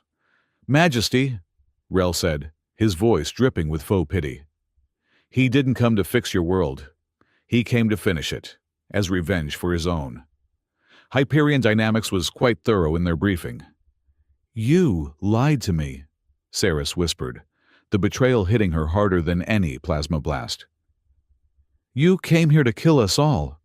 It's not—" "It wasn't," Alex stammered, his focus broken. "This," Rel said, "is why your kind is an infection. You cannot be trusted. You bring only death. And you, Majesty, brought it right into our heart." "It's over. Rel!" Alex roared, lunging for the console. "I'm taking the grid back." "By all means," Rel said, not moving. Alex slammed his hands on the console. The connection was direct. The heart forge was there. He could feel it, singing in his blood. He tore through Rel's clumsy locks, ripped Kraxos' sabotage code out by the roots. He felt the shields stabilize. He felt the city's internal cannons go silent. He had done it. He had control. He turned, panting, a look of grim triumph on his face. Rel Corvus was still smiling. "You are so focused on the past, Ghost," Rel said. "On your little revenge. You think you have won. You have done exactly what I needed you to do." Rel placed his hand on a single, physical lever, apart from the main console. It was an old, archaic failsafe. "You have re-established the link," Rel said. "You have stabilized the core. You have made the connection perfect. Also, I could do this." He pulled the lever. It was not an attack. It was not a shutdown. It was a protocol. An ancient, deep core command that Alex had never even seen. "Welcome, Protocol Hyperion," a cold, automated voice announced. On the main tactical map, the city shield did not fail. It opened. A massive, perfectly circular hole, 50 miles wide, tore open in the atmospheric defenses, right above the Undercity. "You cannot stop a cleansing fire. Human," Rel hissed, his eyes alight with fanaticism. "You can only open the door for it." Outside, the sky filled with fire, thousands of dropships, black and angular, the unmistakable signature of the Hyperion Dynamics fleet, began their descent.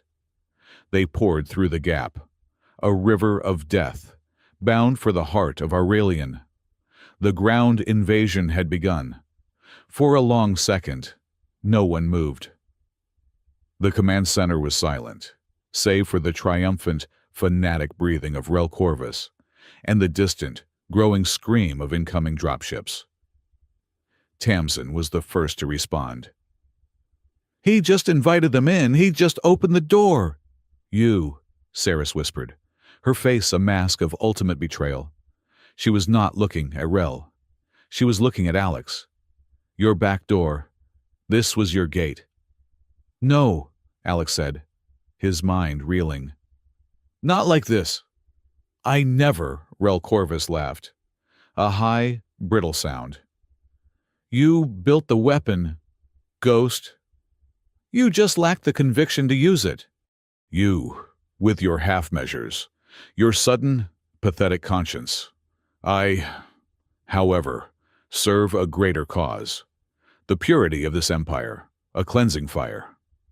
The first explosions from the lower decks rocked the spire, a deep, percussive rhythm of death. The invasion had begun. "They're landing in the human sector first," Tamsin said, her voice numb, watching the tactical map light up with thousands of red icons. "They're not just invading. They're exterminating." "Alex," Saris's voice was a knife.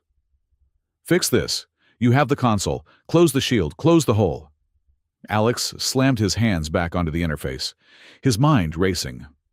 "I can't." "He didn't just open it. That lever, it's a hardwired protocol. It's a physical override of the main emitters. I can't close it from here. I can't wait." His eyes went wide. "He didn't just open a door. He locked it open. The only place I can override a physical protocol like that is from the Heartforge itself, from the main core chamber." "Then we go," Erith said, her voice a low growl of pure rage. She raised her pistol, aiming it directly at Rel's smiling face. "Oh, I think not, Commander," Rel said. His two guards, silent until now, moved with blinding speed, leveling their rifles at Saris. "You are all my prisoners. You will stay here and watch the cleansing. You, Majesty, will watch your weakness burn. And you, human, will watch your own people die, knowing you provided the means." "No," Alex said. He did not lunge at Rel. He did not watch the guards. He looked at the console, at the raging river of golden data that was the core. He had control of everything but the shield gate. "Alex, what are you doing?" Tamsin yelled. "You wanted a show, Rel," Alex whispered, his fingers flying. "I'll give you one." He plunged his consciousness into the system. He seized control of the Sentinel Spire's primary systems, the gravlift, the internal defenses, the power grid. "What is this?" Rel said, his smile faltering as the console in front of him died. "This," Alex said, "is me, taking back my house." He triggered the elevator, but he didn't call it. He severed its magnetic anchors. The 100-ton lift car plummeted 10 stories, landing at the base of the substation with a crash that shook the spire to its foundations. "There goes your elevator," Alex said, "and your reinforcements." He then seized the internal defense grid. The automated plasma turrets hidden in the ceiling of the command center did not power up. Instead, they overloaded. "Tamsin Erith Serios, get behind the main console, now." The three women dove for cover as the ceiling turrets exploded, raining down molten metal and shrapnel. Rel's two guards were crushed instantly. Rel himself was thrown back against the wall, his robes on fire, his face a mask of shock. "And finally," Alex said, his voice cold, "the life support." He cut the oxygen to the command center. Rel clawed at his throat, his eyes bulging. The fire on his robes died, starved of air. "Let's go," Alex said, grabbing Saris by the arm. "Tamsin, Iriath, the stairwell. Go." They scrambled from the suffocating, wrecked command center, leaving Rel Corvus to his fate. They half ran, half fell down the emergency stairs, the sounds of the invasion echoing up from below. "He's," Saris gasped as they burst out into a smoke-filled concourse. "He'll pass out," Alex said, his voice hard. "Maybe he'll wake up, maybe he won't. We don't have time." The city was in chaos. Rel's coup had fractured the Imperial military. In the Spire, blue-armored loyalists were in a desperate firefight against Rel's silver peacekeepers. In the Undercity, Hyperion's black-armored marines were slaughtering everyone, Cathar and humans alike. They fought their way back to the main palace, back to the grav lift that led to the core. It was a brutal, running battle. Iriath, Tamsin, and Saris formed a triangle with Alex in the center, his mind half in, half out of the physical world, constantly manipulating the palace systems around them. He turned off lights, locked doors, and created short-lived force fields from energy conduits to block plasma fire. He was a phantom, a technomancer, and he was terrified. They reached the core lift, only to find it guarded by a full squad of peacekeepers. "We can't fight them," Iriath said, her pistol's energy cell running low. "We don't have to," Saris said. She stepped out from behind cover. Her silver hair was black with soot. Her face was grimed. Her ceremonial robes were torn. But she was, in that moment, every inch an empress. "Soldiers of the Cathar," she yelled, her voice ringing with a power Alex had never heard. "You follow a traitor. The Corvus have sold this city to the murderers of Cygnus 7. He has opened our shields to an enemy that will spare no one. Not your families. Not your children." The peacekeepers hesitated, their rifles wavering. "Look at your city," Saris commanded, pointing to a massive window that overlooked the burning Undercity. "That is not order. That is not purity. That is genocide. That is the work of Hyperion dynamics. I am your Empress, and I am ordering you to stand down and fight the real enemy, one by one." The soldiers lowered their weapons. The squad leader, his face a mask of shame, dropped to one knee. "Majesty, what are your orders?" "Hold this lift," Saris commanded. "Let no one follow us. And get me a citywide broadcast, now." As the four of them descended into the humming cathedral of the core, Saris's voice, raw and powerful, echoed from every speaker in the city. "People of Aurelian, this is your Empress. We were betrayed. Rel Corvus and General Kraxos have sold our world to an old enemy, a corporation of mercenaries and murderers. They have opened our home, but they have not broken our spirit." In the streets, the fighting between loyalists and peacekeepers faltered. In the shelters, humans and Cathar looked up, listening. "I have failed you," Saris continued, her voice thick with emotion. "Our laws, our arrogance, our prejudice, we were divided, and that division has nearly destroyed us. No more. From this moment, there is no Cathar. There is no human. There is only Aurelian. I am asking you all to fight. Fight for your homes. Fight for each other. Fight for our world." It was a declaration of war and a revolution, all in one. They reached the Heartforge. The miniature sun was stable, but the shield plates around it were in disarray, held open by Rel's physical override. "Okay," Alex said, striding to the main console. "I can close the gate, but it's too late. There are thousands of them already inside. And the enemy fleet, they're moving into position to fire the main cannons. They're going to level the entire city, starting with the spire. He looked at the flowing golden code. He looked at the humming, captive star. We can't fight them, he said. We can't outrun them. We have to disable them. All of them. All at once. How? Arieth demanded. The Ashfall engine, Alex whispered. The name dropped into the humming silence like a block of ice. Saris looked at him, horrified. No, she said. Alex, that is the weapon they used on Cygna 7. It is a planet killer. It is the core of your hatred. You cannot. I can, Alex said, his face grim. The Ashfall engine isn't just a weapon. It's a concept.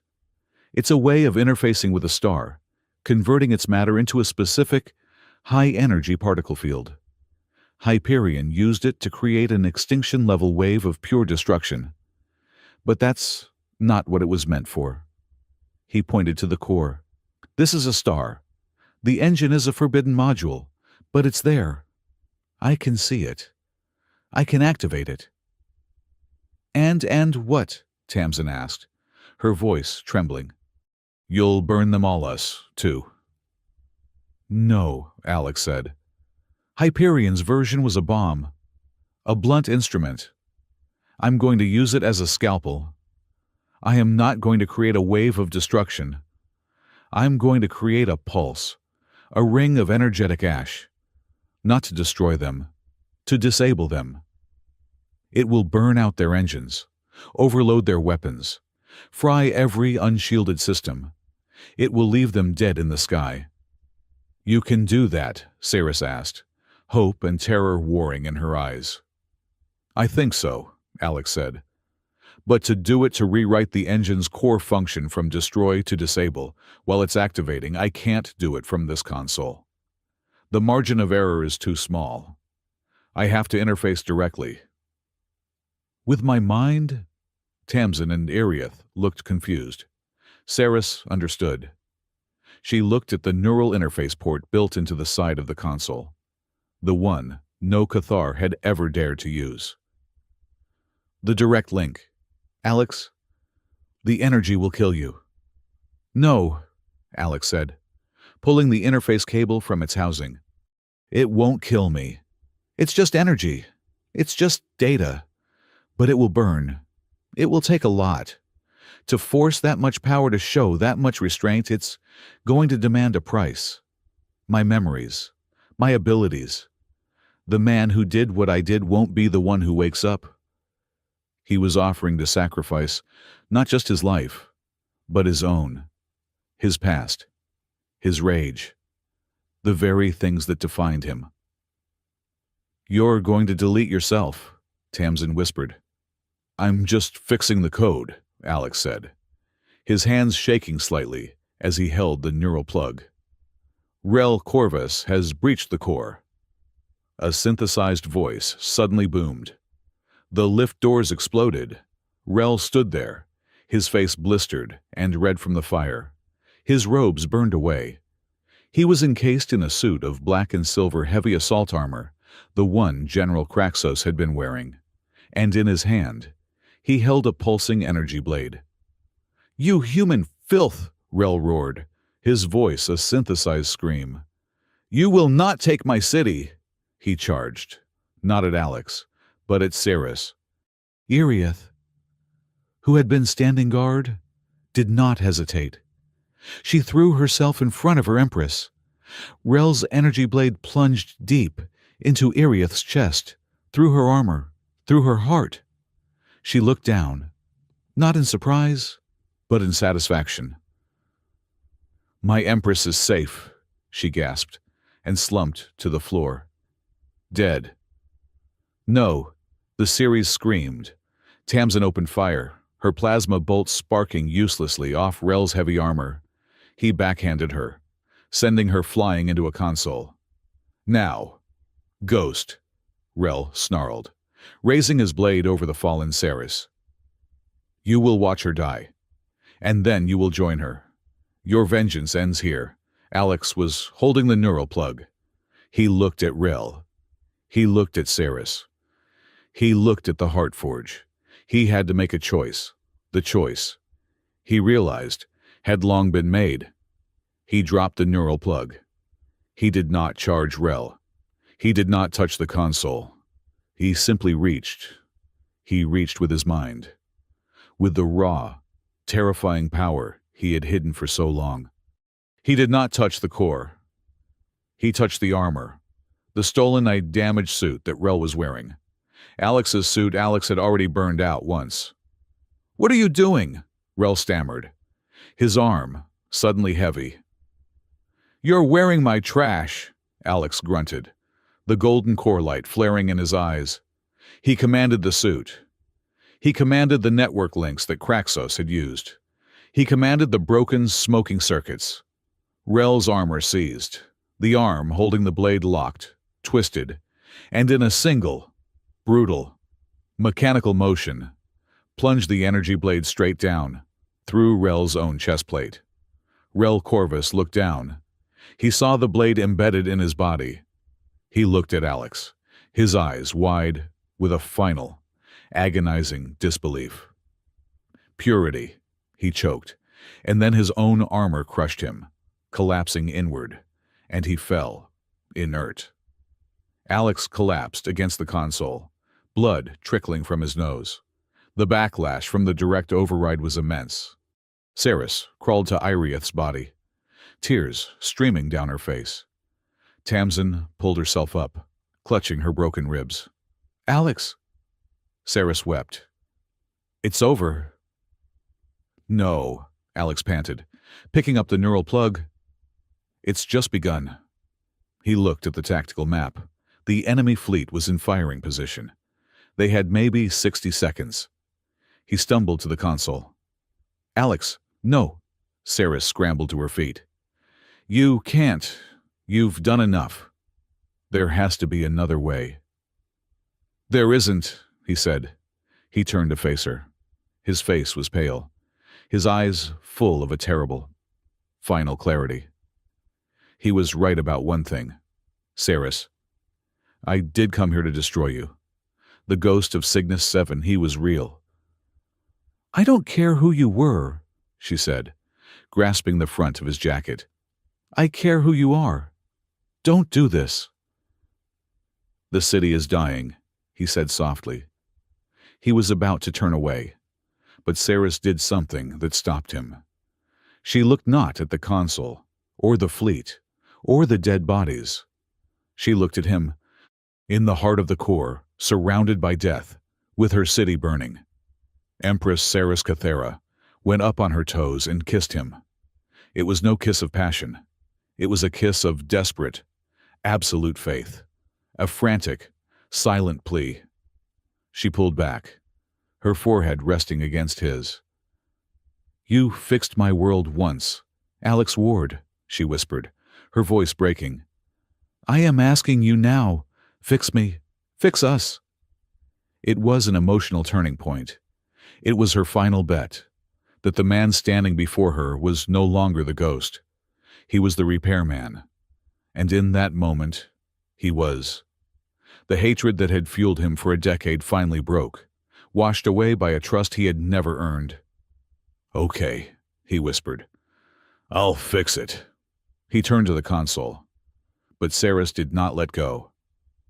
She kept one hand on his arm, as if to anchor him.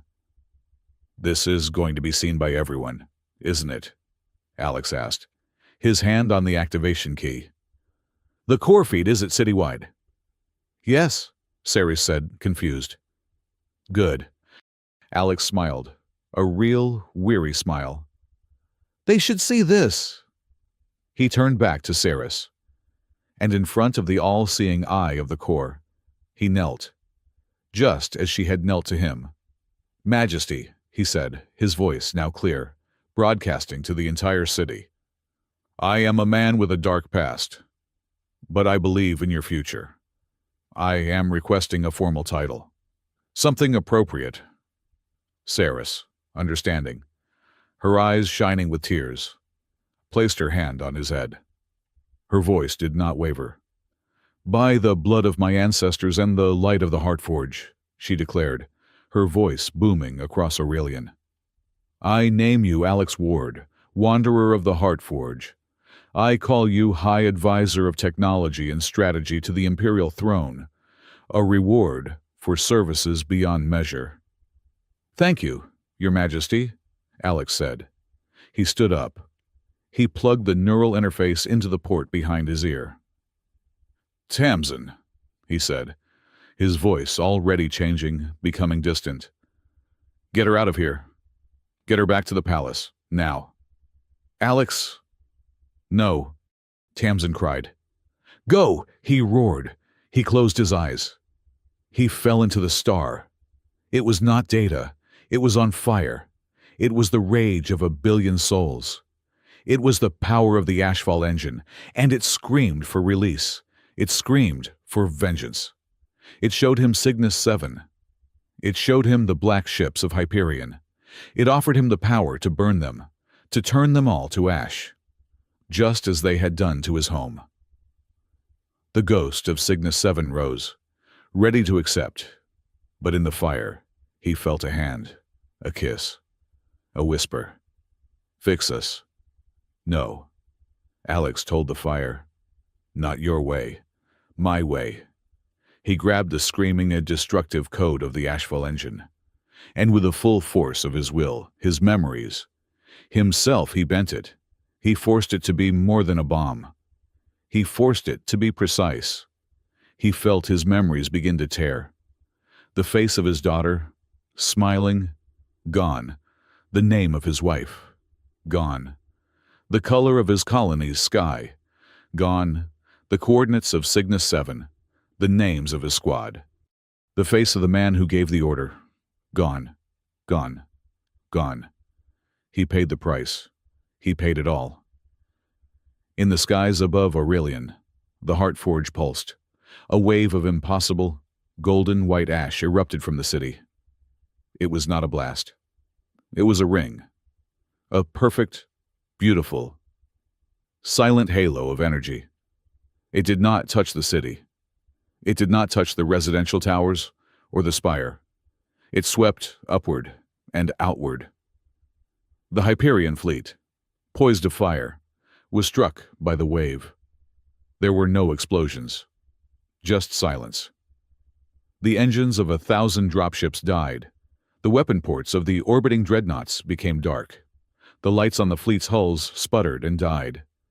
The entire invasion force, from the ships in the clouds to the ones in orbit, was rendered inert. They were just dead metal, floating in the sky. The wave of ash faded. The sun broke through the storm clouds. Aurelian was battered. It was burning, but it was still floating.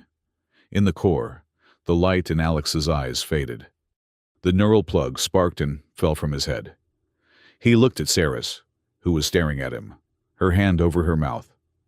He gave her one last, faint, confused smile. "The coffee pot," he mumbled. "I think it's fixed." And he collapsed, unconscious, to the floor.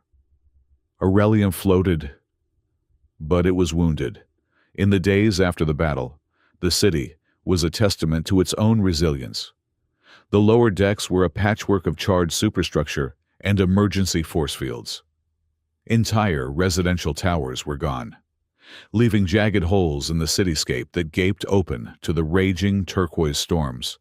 Thousands of miles below, the Sentinel Spire, where Rel had made his last stand, was a blackened, skeletal ruin. But it floated. The Heartforge, stable and bright, hummed its deep, life-sustaining note. The golden shield pulse Alex had unleashed had been a miracle of precise, surgical power. The Hyperion fleet and the ships of Rel's traders were now just tombs. A vast, silent cloud of dead metal hanging in the sky. A new and terrible ring of debris around the city. Imperial salvage crews, a mix of blue-armored loyalists and newly deputized undercity mechanics, were methodically deorbiting the wreckage, pushing the dark ships one by one into the gas giant. A funereal procession that lasted for weeks. The political cleansing was faster, and just as brutal. Rel Corvus, pulled unconscious but alive from his own self-destructed armor, was put on public trial. The broadcast was mandatory, piped into every home, every shelter, every remaining holoscreen in the Empire. It was not a show trial. It was a dissection. He sat in the center of the grand chamber, stripped of his robes, his titles, and his arrogance. He looked small, his burned face a mask of bitter confusion. For 3 days, Saris, acting as prosecutor, laid the evidence bare. The secret accounts, the encrypted communications with Hyperion, the data sale of Cygnus 7, the authorization for the anti-matter lances, the final, fanatical order to open the shields. His crimes were not just treason and conspiracy. Saris had a new name for them, a human term: genocide. When the verdict was read, and Rel was sentenced to the Void, a form of permanent, conscious exile in a deep space prison, the city did not cheer. There was just a vast, collective, exhausted sigh of relief. The old, rotting system had been lanced. The poison was out. Alex Ward missed all of it. He woke to the color white. It was not the grimy, stained plastil white of the Undercity, or the blinding crystalline white of the Spire. It was the soft, sterile white of a medical bay. The air smelled clean, with a faint, antiseptic tang. A steady, low-pitched beep echoed his own pulse. He tried to sit up. A lance of pain shot through his skull, so bright and sharp it made him gasp. "I would not recommend that, High Advisor." The voice was low and exhausted. He turned his head. A slow, agonizing process. Empress Saris Cathera was asleep in a chair by his bed. She was not wearing robes of state. She was in a simple, dark blue officer's tunic. Her silver-white hair was not in its intricate braids, but hung loose, falling across her face. Even in sleep, she looked burdened. He stared at her, a strange, hollow feeling in his chest. He knew her. He knew the precise shade of her eyes. He knew the sound of her voice. He felt a deep, protective resonance, an echo of a promise. He also had no idea who she was. He tried to access the memory. Series. The name was there. The Empress. Aurelian. The core. The fire. He remembered the fire. He remembered an all-consuming, terrifying rage. He remembered a girl's face, smiling, and then nothing. He reached for the rage. He reached for the hatred that had been his constant companion. For how long he did not know, but it was gone. It was not peace. It was absent. The place in his mind where a decade of burning fury had lived was now just a cold, empty, hollowed-out cavern. He could feel its shape, but the substance was gone. He was light, and he was terrified. "You're staring," she mumbled, not opening her eyes. "It's rude. You talk in your sleep," he managed. His voice was a dry rasp. Her eyes snapped open. The exhaustion vanished, replaced by a sudden, brilliant flash of something. Relief, joy. "Alex," she breathed. She was out of the chair in a second, her hand on his forehead, her touch cool. You're awake. You're lucid." "Mostly," he rasped.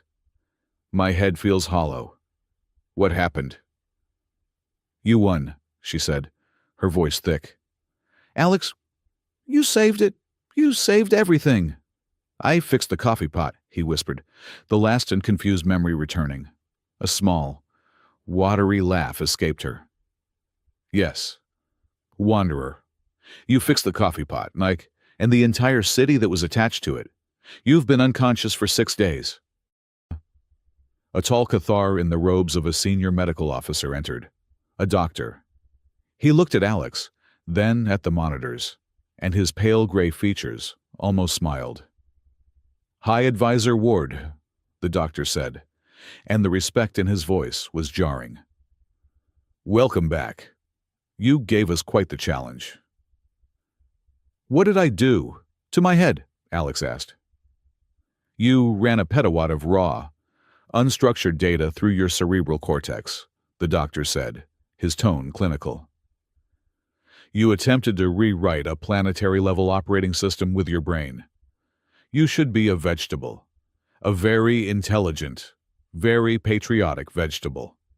The doctor brought up a holoscan of Alex's head. It was a maze of light.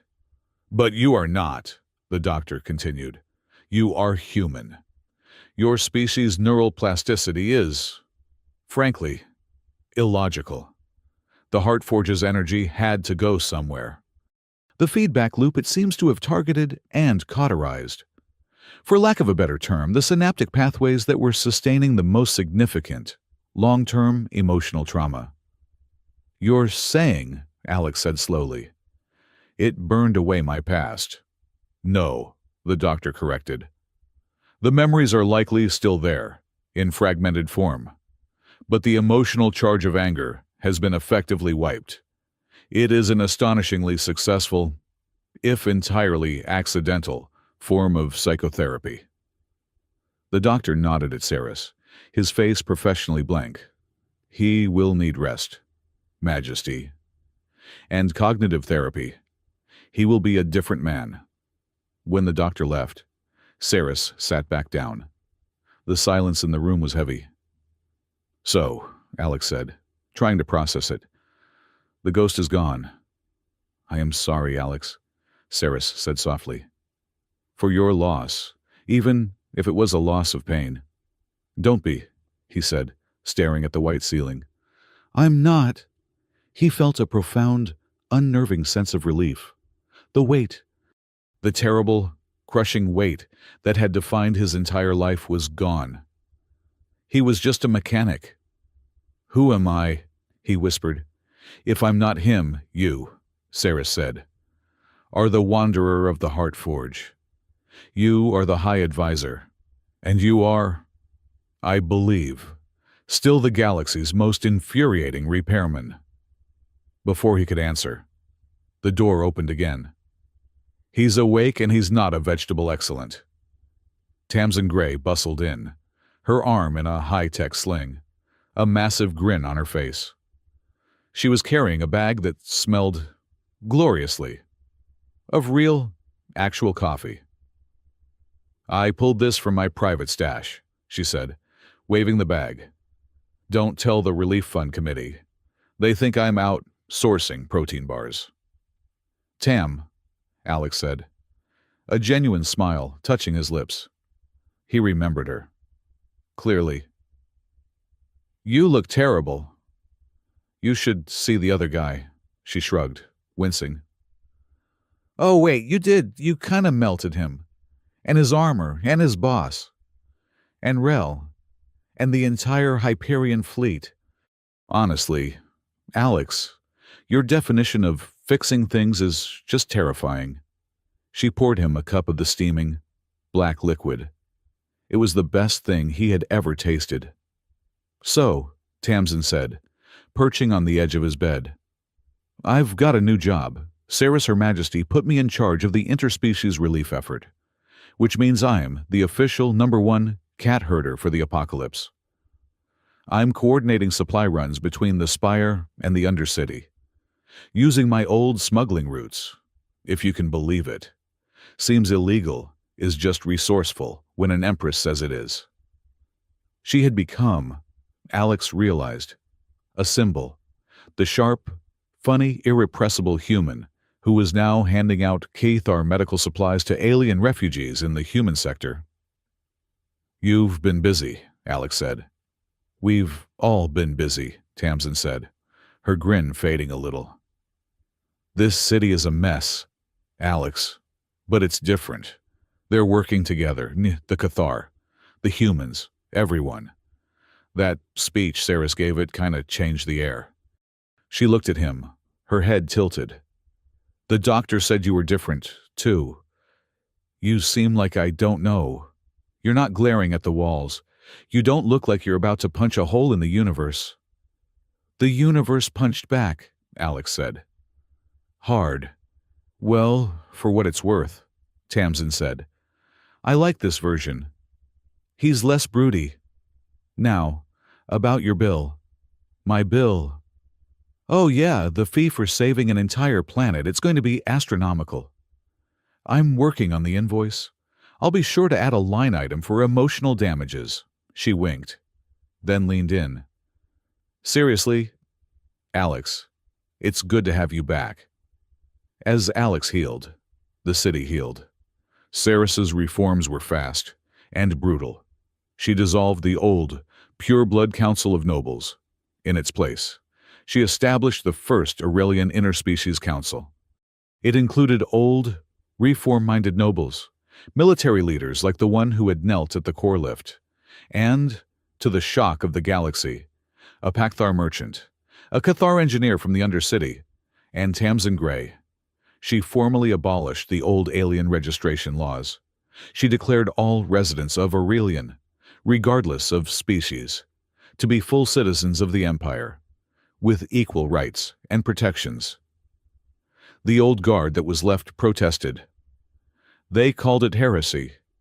They called it the end of their civilization. Saris, in a public address, simply said, Our civilization did end. It ended when we traded a world full of living souls for mining rights. It ended when we put our purity above our honor. This is the beginning of a new one, a better one. We will be an empire defined not by our blood, but by our strength. And our strength is our diversity. Alex watched the broadcast from a balcony in the palace. He was walking again, though his head still ached. He was wearing clean, simple clothes. Not a mechanic's jacket, not a uniform. He struggled with his new self. He would walk through the palace, and Cathar nobles, the same ones who would have spit on him a month ago, would bow. They called him High Advisor. They looked at him with awe. He felt like a total fraud. He was the hero who had saved them. But he could not, for the life of him, remember why he hated the enemy. He knew Hyperion was evil. He knew Cygnus 7 was a tragedy, but the feeling was gone. He was a soldier with no war, an avenger with no vengeance. He found Saris on that same balcony late one night. The city was quiet. Rebuilding work was slow, painful. They look at me like I'm some kind of savior, Alex said, standing beside her. They were looking down at the Undercity, which was no longer a slum, but Residential District 4, and was the first to receive the new, upgraded power grids. You are, Saris said, not looking at him. You saved them. I don't remember why, he confessed. The admission, painful. I know what I did. I know I built that back door. I know I came here for revenge. But I can't feel it. Saris? I can't remember her face. My daughter. I can't remember her name. The hollow, cold grief of it was almost worse than the rage had been. Saris was quiet for a long time. Then she turned to him. His name was Kale, she said, her voice soft. Alex looked at her, confused. What? My brother, she said. He was on a diplomatic mission to a problematic colony. Rel Corvus and my father ordered the fleet to pull back, to contain the losses. The ship was overrun. They sold him, too, for political stability. She met his gaze. Her own eyes, full of a loss, he now understood. I don't need the ghost of Cygnus 7. Alex, she said, her voice fierce. I don't need the man who came here to burn my world. I am so glad he's gone. She stepped closer. But I do need the man who saw a broken orbital cannon and fixed it with a sewage pipe. I need a man who knows how all the pipes connect. I need the high advisor who smells bad coolant and isn't afraid to say so." She gestured to the wounded, healing city. "The Empire is a broken, rusted, corrupted machine. Alex. The old engineers are all dead, or in exile. I don't know how to fix it alone." She looked at him, her vulnerability an echo of the moment she had knelt. "I don't just want a technical advisor," she said. "I want a partner. I want you to help me rebuild this. I want you to bring that human thing into our world, that flexibility, that stubbornness, that insane ability to admit when you are wrong and fix it." It was not a redemption request. It was not a reward. It was a job. The biggest repair job in the galaxy. "A partner," he repeated, the words settling in his chest. It felt solid.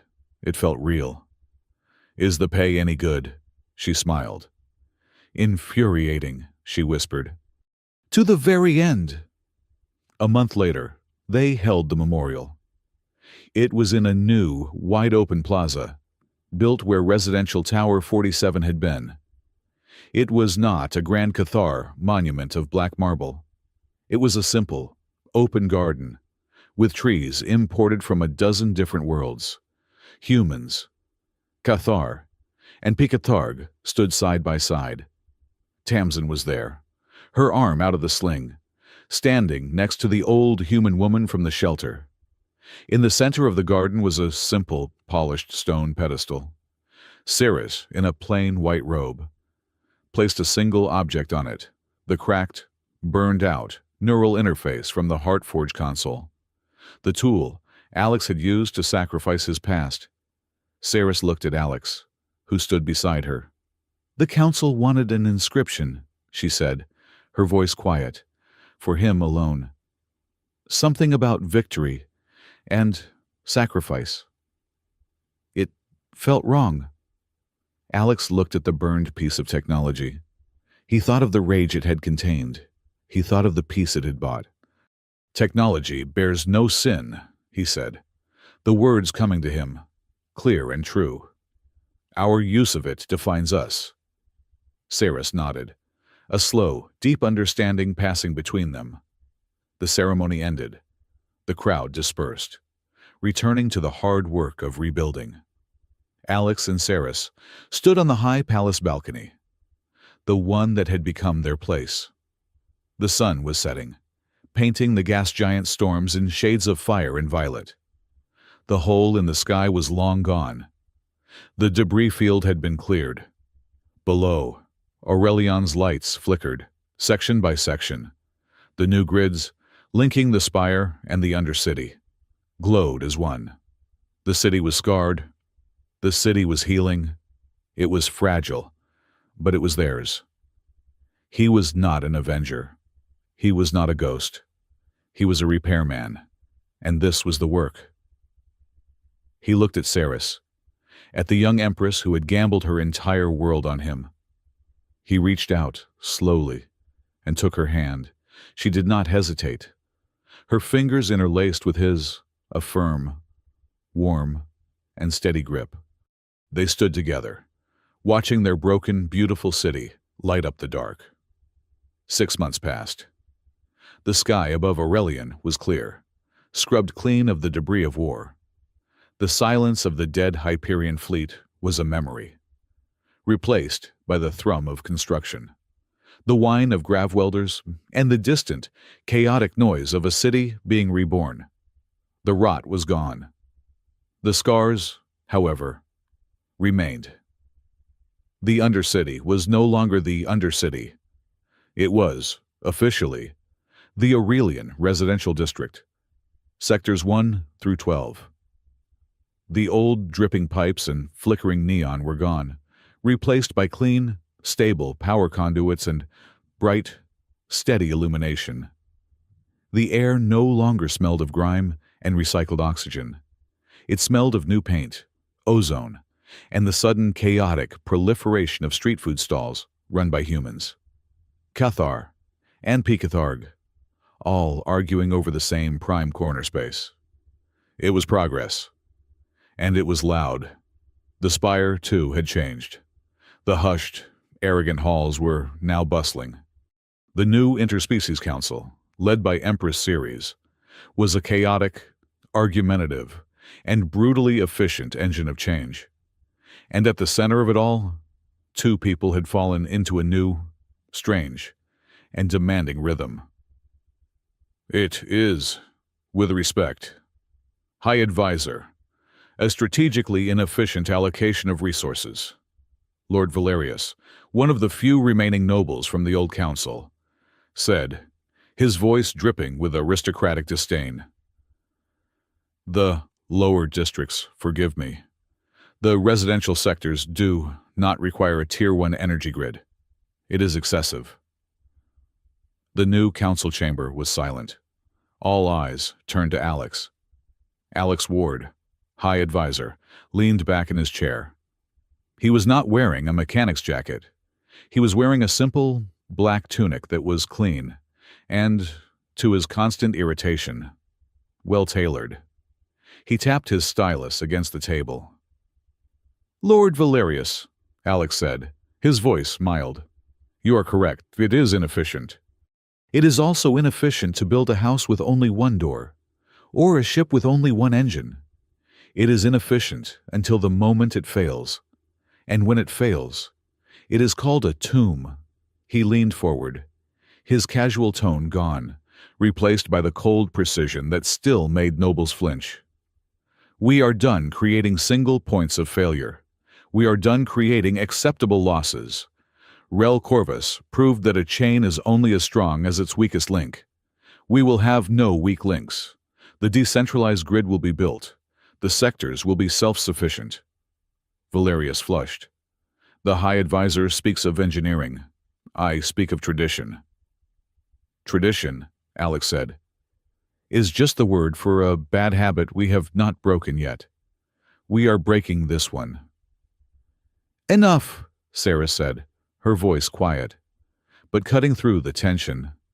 She sat at the head of the table, not on a throne, but in a chair identical to the others.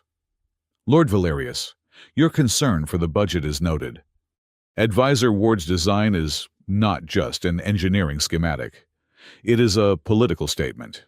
It states that every sector of this city is of equal value to the Crown. The motion is passed." She looked at Alex. "The High Advisor is correct. We are breaking this bad habit." The council meeting adjourned. The various members, Cathar, human, Picatharg filed out, already arguing about logistics. Soon, only Alex and Saris remained. The silence in the room was comfortable, familiar. "You were shouting," Saris said, a small smile playing on her lips. "You know you are winning when you do not shout." "I was not shouting," Alex retorted, rubbing his temples. "I was emphatically projecting. There is a difference." He called them lower districts. "I know," she said. She stood, stretching, the weariness of the past 6 months evident in the line of her shoulders. "You are running yourself into the ground. Alex!" "Look who is talking," he said. "You have not slept in 2 days. The delegation from the mining guild—" "Can wait," she interrupted. "I need air." It was their signal, their escape. They walked to the high palace balcony, the one that overlooked the vast, healing city. The perpetual, violet and turquoise storms still churned thousands of miles below. A beautiful, deadly sea. But the city felt solid. They stood side by side, not speaking for a long time. This had become their ritual. The arguments in the council chamber, the stressful, endless days of diplomacy and engineering. And then this. The quiet moments, alone, watching the lights of their new world flicker on. He had never addressed the kiss in the core. She had never addressed the way he had looked at her when he woke up. They had not spoken of the fact that he was, quite possibly, the only person in the galaxy she trusted, and she was, without question, the anchor that kept his new, hollowed-out self from drifting away. The love between them was as vast and as obvious as the gas giant below, and just as unspoken. It was in the way she handed him her datapad without looking. It was in the way he brought her a cup of real coffee, exactly how she liked it, at midnight. "Tamsin is doing well," Sarah said, just to break the silence. "Her new trade routes are unorthodox, but they are triple-grossing the old Imperial supply lines." "She is a smuggler," Saris, Alex said, smiling. "You just gave her a license. She is genetically incapable of doing things the orthodox way." "We need more of that," Sarah said. "That human flexibility. We are very rigid people." "You are learning," he said. She turned to him, her expression serious. "Am I? Or am I just leaning on you?" "Both," he said honestly.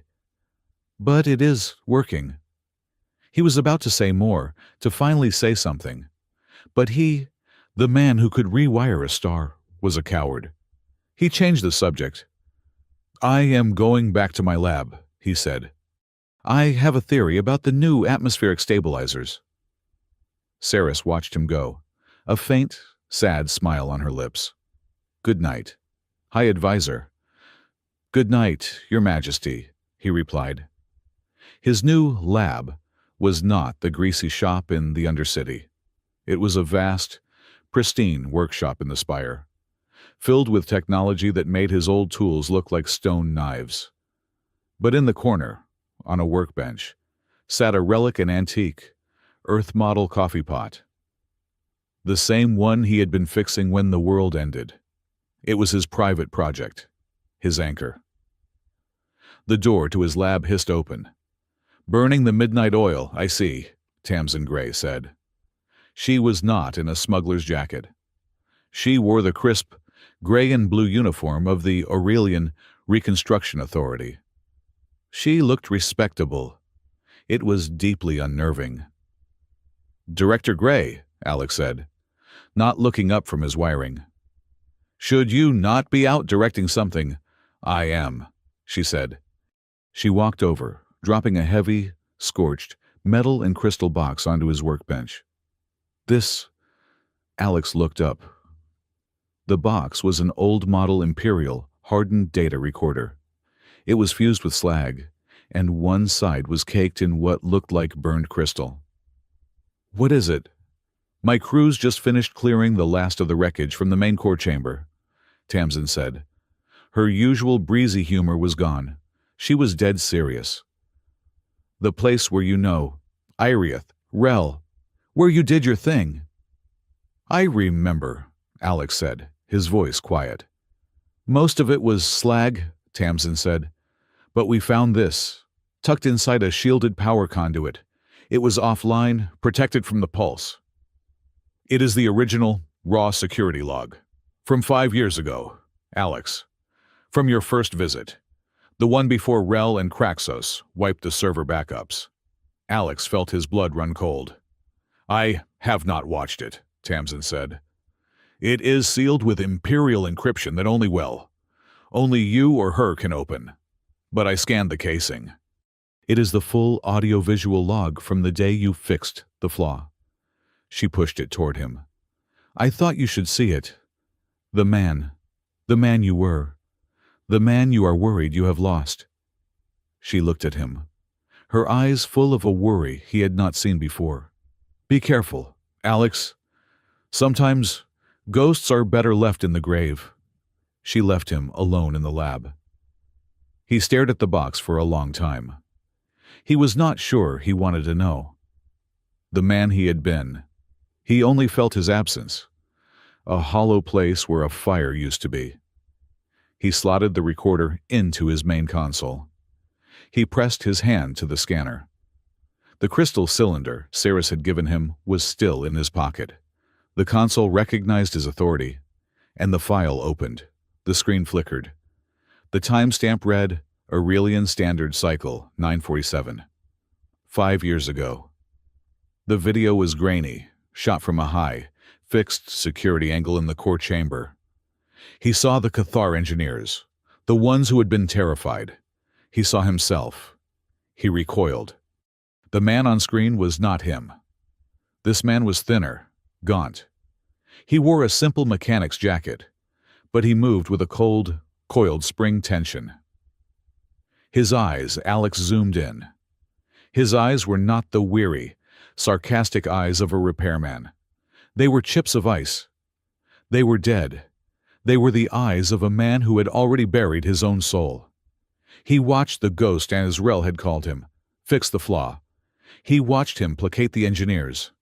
He watched them leave, bowing, grateful. Then, the ghost was alone. The man on the screen stood motionless for a full minute, just staring into the heart forge. Then, a small, terrible smile touched his lips. It was a smile of pure, venomous hatred. The ghost turned to the main console. He began to work. His fingers flew, but he was not fixing. He was building. He was weaving something new into the core's root code. A hidden pathway. A kill switch. Alex watched, sickened, as the ghost finalized the back door. The man on the screen leaned back. He looked up, his dead eyes seeming to stare directly at Alex, through 5 years of time. He spoke, his voice a cold whisper that the sensitive microphones picked up clearly. "There," the ghost said, as if to a partner. "It is done. You are stable, but you are mine now." He activated the protocol, hiding it, burying it beneath layers of benign code. "You traded my world for dust," the ghost whispered, his smile widening. "You think you are gods? Floating up here on your cloud? You are not. You are just high up, and one day soon, we are going to pull this entire, arrogant, filthy city right down into the storm." The recording ended. Alex staggered back from the console, his hand over his mouth. He felt violated. He felt terrified. Tamsin was wrong. He was not glad that man was gone. He was horrified that he had ever existed. Anger, hatred. It was not a righteous anger. It was a poison. It was an all-consuming, suicidal nihilism.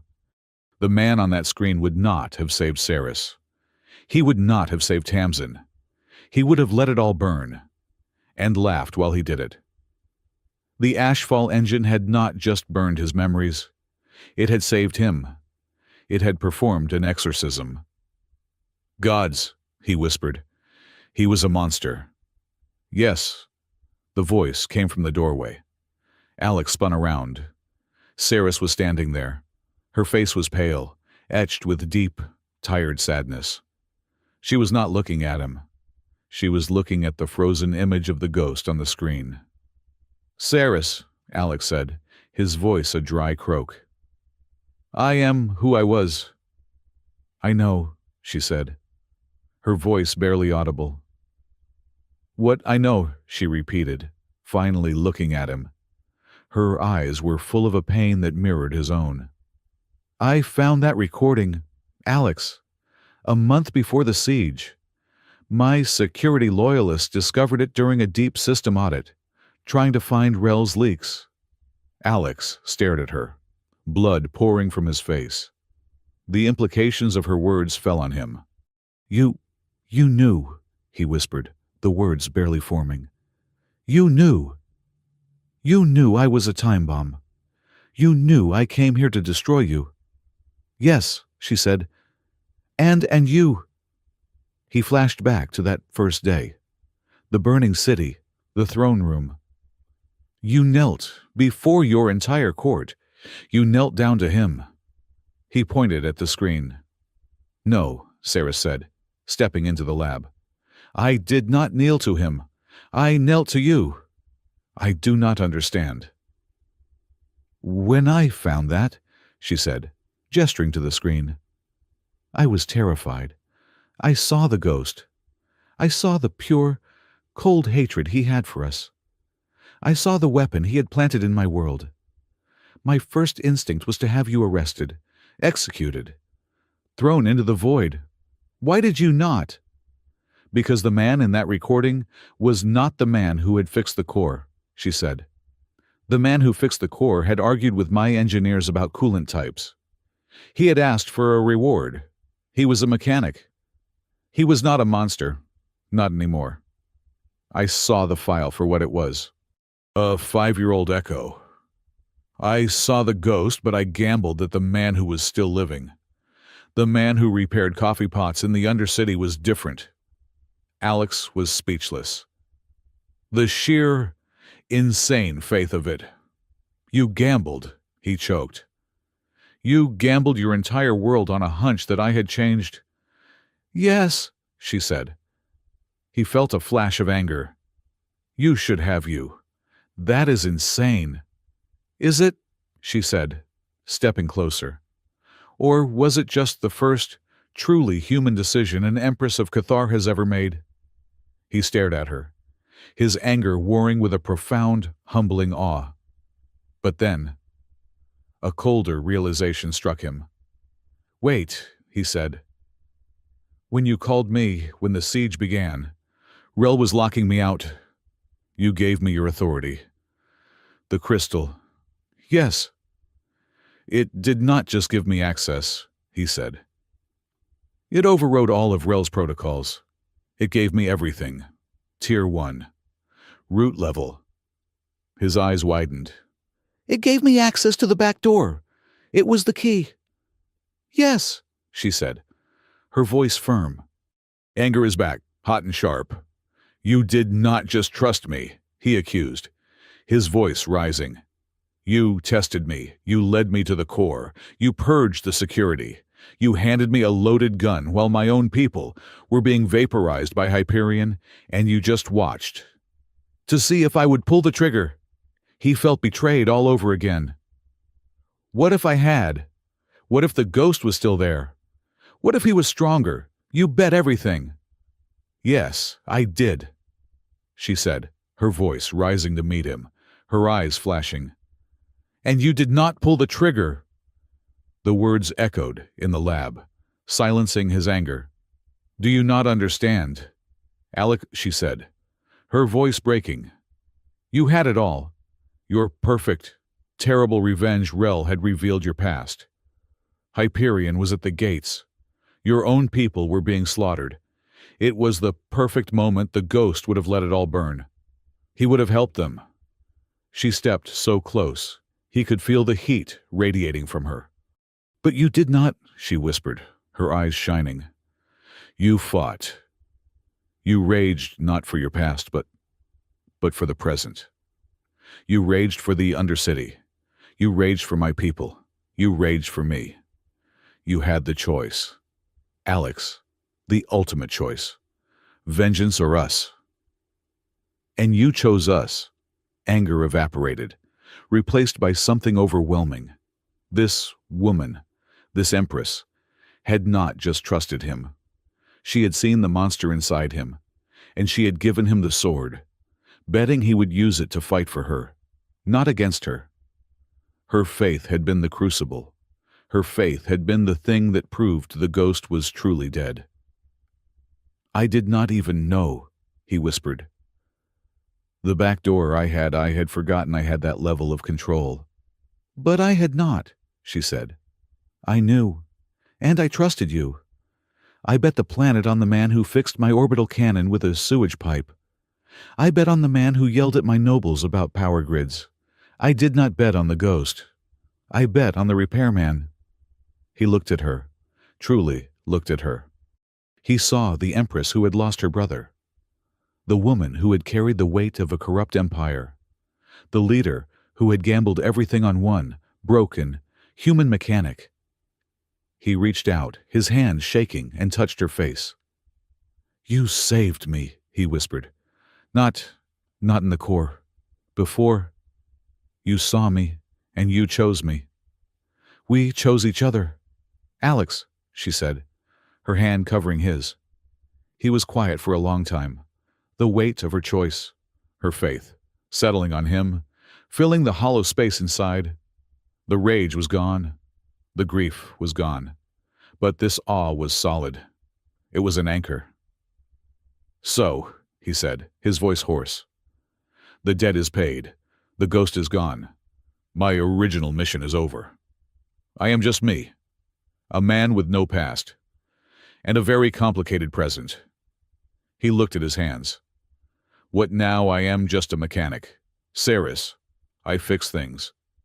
And you are an empress." "You are right," she said. She did not pull away. "You fixed my world, Alex. The systems are stable. The grid is secure.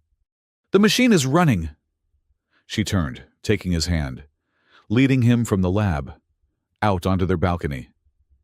The city was a vast, glittering jewel box of light below them. "But the rot," she said, her voice low. "It was never just in the code. It was in us. In how we think. In how we treat each other. It is in Lord Valerius, who still calls the districts lower. It is in the new guards, who still look at Tamsin like she is a criminal. It is in me. Alex. Every time I almost fall back on tradition, or bloodlines." She squeezed his hand, turning to face him in the cool night air. "You fixed the world, Alex Ward," she said, her eyes pleading. "But we, the people, are still broken. The job is not done." She met his gaze, and he saw his new purpose. It was not a revenge mission.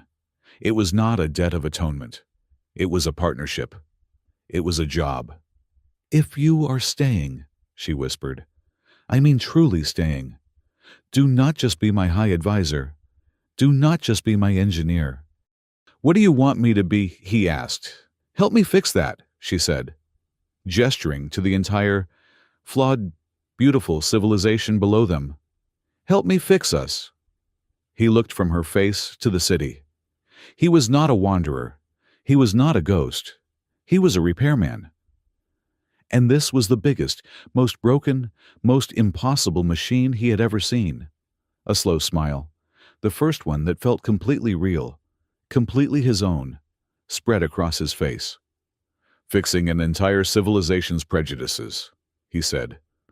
"That is not a repair job, Your Majesty. That is a complete rebuild. From the foundations up. The labor costs alone will be astronomical," she finished, smiling back, the relief in her eyes making her look younger than she had in years. "I am staying," he said. It was not a promise, it was a fact. "But my terms are steep." "Whatever you want, Advisor Ward," she said, her voice soft. "Alex," he corrected her. "Alex," she agreed. He looked at the city again. "It is a mess. I know. It is going to be so much work. I know that, too." He turned back to her. "I am probably going to shout emphatically project a lot." "I would be disappointed if you did not."